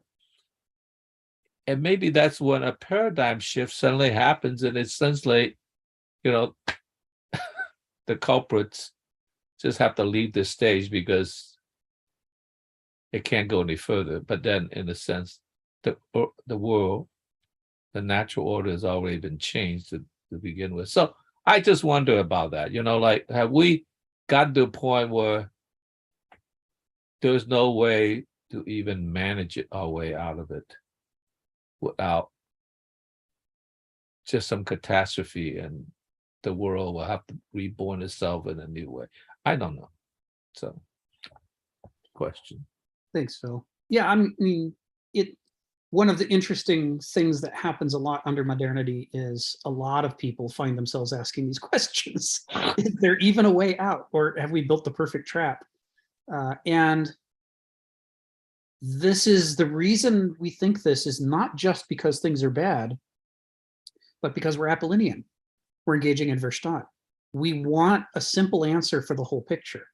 It's our instinct to seek simple answers for the whole picture and to say, is it even worth proceeding unless we can see in advance what the conclusion will? We want to see the logical syllogism.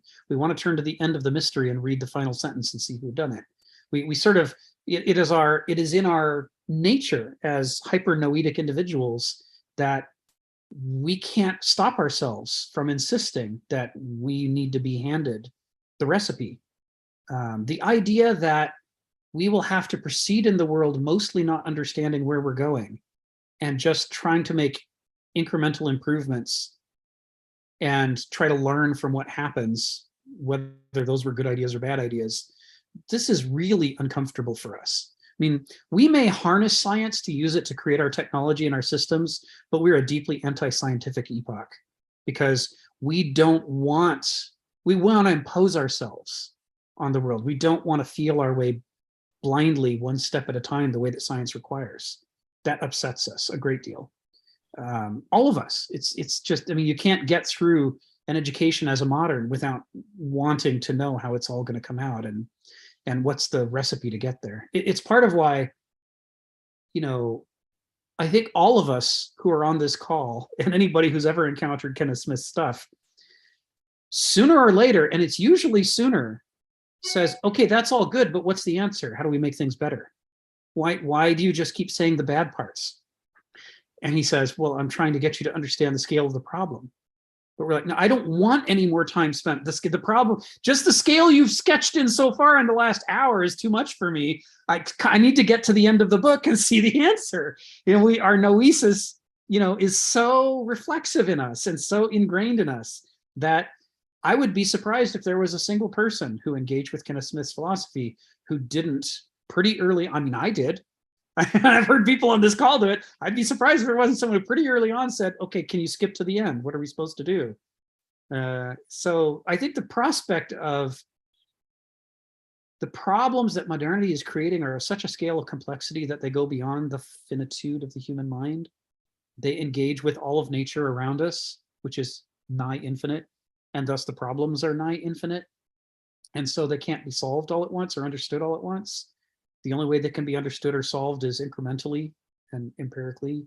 And nothing in us is prepared to treat that as an acceptable answer. You know, I 100% sympathize. I remember when I said that to Kenneth Smith, and I remember the frustration I was having when I said it. It's like, oh, come on.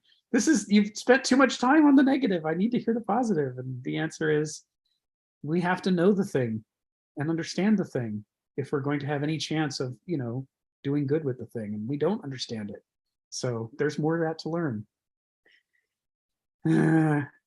Anyway, Stephen and then Joseph. So go ahead, Stephen.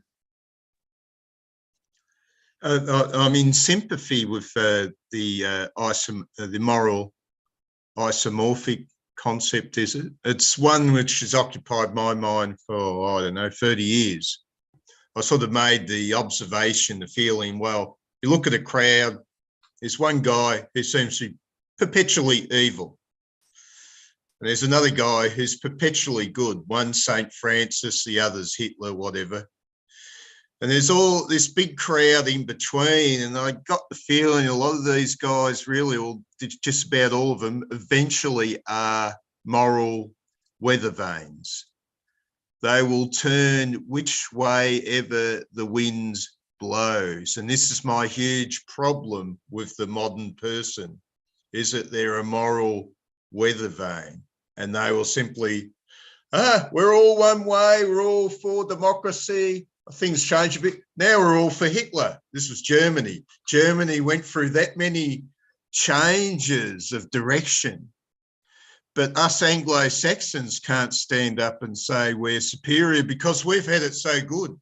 The Anglo-Saxons have had the lion's share of the world's eating, and they've had it so good, and they can just sit there with their full tables and tell the Germans, well, you're just not doing it right. But now we could be, us Anglo-Saxons might be coming to our bad day, and how are we going to react?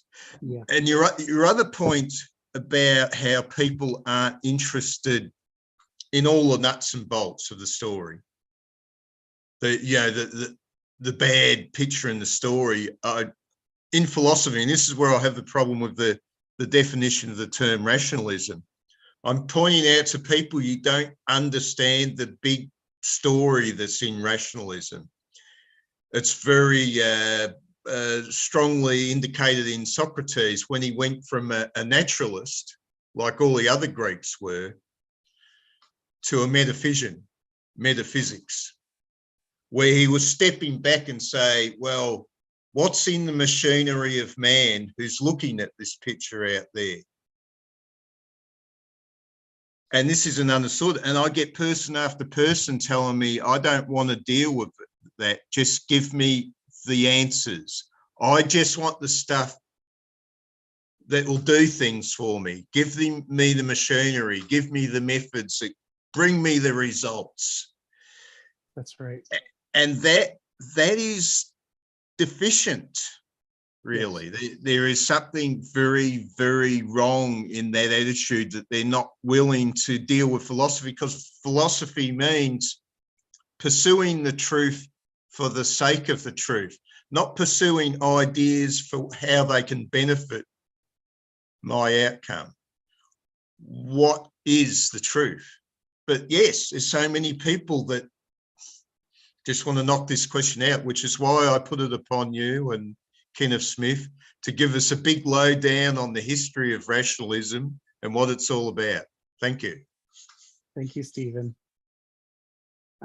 Even though Joseph is listed as second in line, he did it again. He put his hand down and then he put it back up. Well, it's because where it was, I was going to just say very briefly is that, it's interesting in my studying Stoicism, it's the same thing. It's sometimes, people always want to skip the discipline of desire and they want to get to the discipline of action, right? They want to know exactly what to do, or what can I do?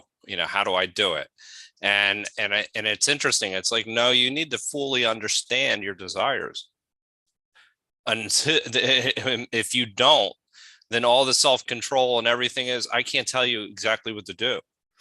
And you kind of see this manifest itself at a higher level with, and my friend talks about this a lot with modernity, and essentially that how, and I'd be interested actually your take on this, is that he's thinks when it comes to the four causes in Aristotle, that we're very good at the efficient and the material, but we forget the formal and we forget the final. And that is often something that I found to be true at somewhere, even where I work. If you put person to a task and tell them what to do, they do it really well. And they're really smart. And they're really good at what they do. So when it comes down to how efficient and a material, but what happens is overall, they forget the purpose as to why they're doing it in the first place. And so everything else is out of whack. And it's like, and it causes so many problems. And then they're like, well, I don't get it. I have all these solutions that I'm offering. And they never really think about why they're doing this thing that they're doing in the first place. And then this creates some of this emotional, the anger that we were talking about a little bit earlier, in a way, that it manifests itself in different ways. But it's basically, it's interesting that people would ask Kenneth the same question as to, all right, there's a big problem here. Just tell me where to go and solve it. And that exists. And the fact that it exists in people that I would consider with, that are extremely capable people is terrifying. I mean, that is like, oh my God, you're one of the most capable individuals I know when it comes to your field or whatever, it is that you do. And you really don't care about anything about the purpose or about the fundamentals and some of the underlying principles that govern what we do. And we do this, actually, we do this more in economics than anything else, I think. It's like, now I just want to build the model that comes up with my econometric model that's going to come up with a solution that is going to provide me with an optimal outcome. But I'm not going to fundamentally challenge the underlying principles that actually, you know, that this may all be not the best way to go, or this may lead to our own demise. Right. Or it's The model anyway. looks great. It's really fascinating to hear that people say that to Kenneth. I gotta say, Yeah. it's really interesting on a number of levels. So Yeah. anyway. Thanks Yeah, for staying the extra time. I promise you, when we eventually, wedge lever Kenneth out of his hidey hole and get him to do some of these, and David invites a bunch of people to come and talk with Kenneth, somebody, I'll make you a steak dinner bet. Somebody at some point will interrupt him and say, okay, that's all well and good, but what are you saying we should do? Get to the point. They think that's the point. Right. And it's like you're saying, they want to, and I've been thinking about this in terms of today's focus was really morally isotropic, right? This is kind of where the center of today's discussion has been. And we're about to wrap up after I blather a little bit and then call on Donald. But it's telling that from the ancient perspective, the whole point of paideia and anthropoculture was to develop moral isotropism. Because the idea is that we live in an infinite world, and therefore the number of ethical situations that could come up are infinite, and you can't teach them all by rote or by recipe. What you need to do is develop healthy moral isotropism within human beings, and then wherever they find themselves, they can learn what the moral thing is to do. But moderns don't believe that. We think that you can do it as a recipe. And our aversion to developing moral isotropism, as you point out, is so intense that in every walk of life, you can see the best and the brightest, the leaders of their field, the smartest possible people we have are completely incompetent in this dimension. It's shocking. I mean, deeply shocking. When people say under modernity, don't meet your heroes, part of what they mean is they only seem heroic because you only ever interact with them in limited ways. But if you actually interacted with them, you'd discover that they're such aspectively developed human beings that whole swaths of their character are infantile. And that's just, horrific to interact with the whole human being as they are, because this is what we produce, right? We're trying to make specialists who consume and produce, and they don't have to actually be whole people. They don't have to be well-rounded. So the other thing I'd call attention to in what you said that I think is important for the recording is the way in which people want what they want, but in doing so, it's because they're uncomfortable of being in the position of wanting.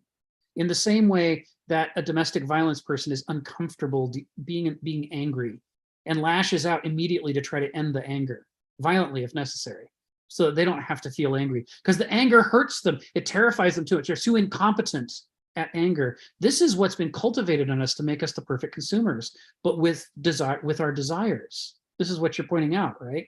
That we really, when we're trying to understand the way that the market tries to cultivate in us an incompetence in handling our own desires, we really need the example of the incompetence of a domestic abuse person who's beating on their partners, who can't handle their anger. That's how we are with our desires. We can't handle our desires. We just want them satisfied immediately so that we can stop feeling deprivation. I had never thought about it quite that way, Joseph, before you brought that up. And I think that's really telling. It's the same kind of moral incompetence for the same reasons, because it's so useful to the engine of the economy to make people, incompetent at wanting. It's part of what's interesting for me. I fast every month now for about 4 to 5 days at the end of the month. I'm probably going to skip it this month, but I usually do it.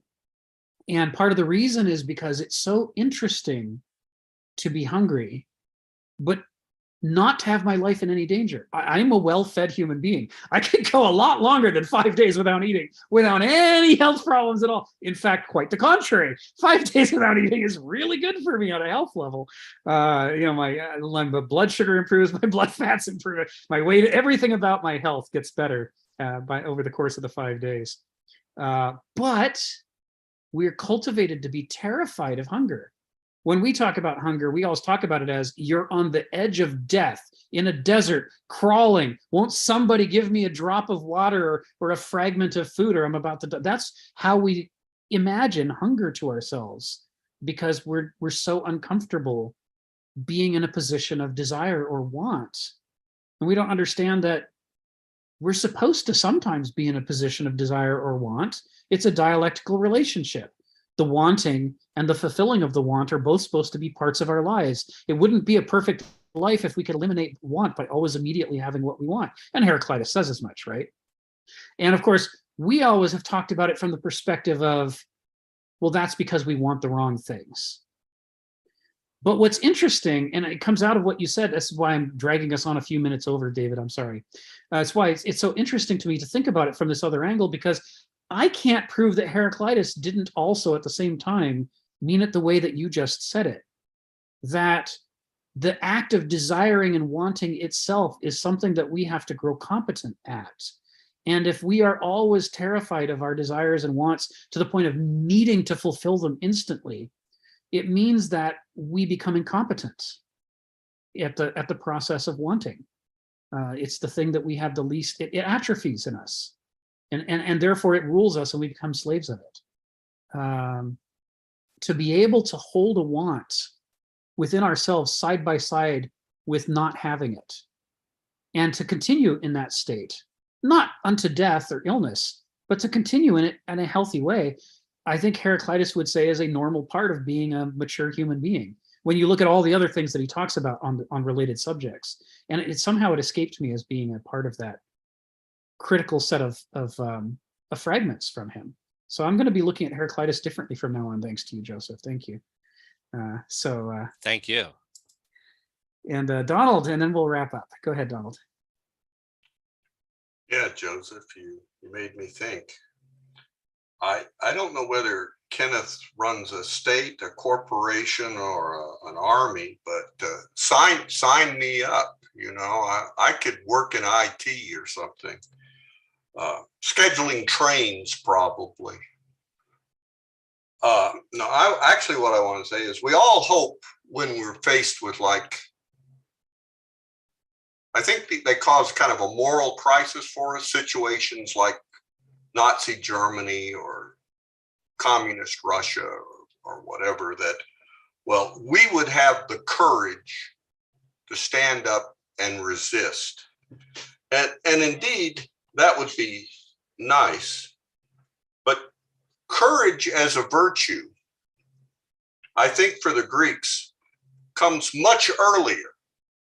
That it requires courage to see yourself through the growing and learning process to get to where you even understand what courage is or any of the other virtues. And that way, courage is kind of a primal virtue. It's necessary to have it in order to achieve it and understand it. Because it's otherwise you're simply fearful of the future and the unknown. That's what we've Socrates talks all the time, about the moral difference it makes if you're afraid. Fear changes your morality, because then you act prudentially, not morally. But that's all I was going to say. That courage, we wish we had it later in life if we were faced with these things, but it's unlikely that we will have it later in life unless we have had it very early in life, because we would never have gotten to a position where we would understand the evil that we needed that courage for as an adult. Thank you, Donald. Yeah. all the virtues, all the emotions, all these gnostic things have in common that we don't just get to be handed them like an object, and now that we have the object, we're done. I want to live a life of foolishness right up until death, and then, says Kenneth Smith, every fool says to himself, then I will do philosophy and resolve my life on a cord of wisdom. And he says, failing to understand that, their foolishness has cost them their life every step of the way. They failed to live the life they could have lived if they'd been wise, but they didn't want to sacrifice for wisdom, so they sacrificed their entire life instead to foolishness. It's the same with courage and not cultivating it. All of these things take practice to get good at. We learn by doing. It's praxis. And if we don't have any practice standing up to a totalitarian regime earlier in our life, then there's literally no evidence we're going to be able to do it later in our life, now that it's an undeveloped faculty, right? I mean, if now I have to stand up on stage and sit down at a piano and perform Rachmaninoff's Third, and I've never spent any time learning how to practice the piano. Why would I succeed in these difficult circumstances when I've never even tried in the simple circumstances? Now, this is the foolishness of the Grimm's fairy tale Jack, who's an ordinary dude who has no particular virtues, but when push comes to shove, he always does the right thing. This is the modern hero. I don't have to practice these things. I know in advance, I'll just do the right thing when the time comes, because what more should I do to prepare? I don't need to do anything else. And of course, in that, we see all of the little budding Eichmanns in all of us, waiting to fail catastrophically because we don't practice anything. So I'm going to leave us on this note that the last fragment of the sentence that we were in is the one that Sharon quoted earlier in the comments. And we didn't get to that yet. That is multifarious in their insights and disciplined against their own biases. And she wondered, is that realistic to expect people to be able to do that? And I think that will be the question for next time. We'll pick up there next time and explore that and finish up section D. So thank you, everybody. Thanks again. Bye-bye, everybody. Bye-bye, everybody. Thank you, Phil.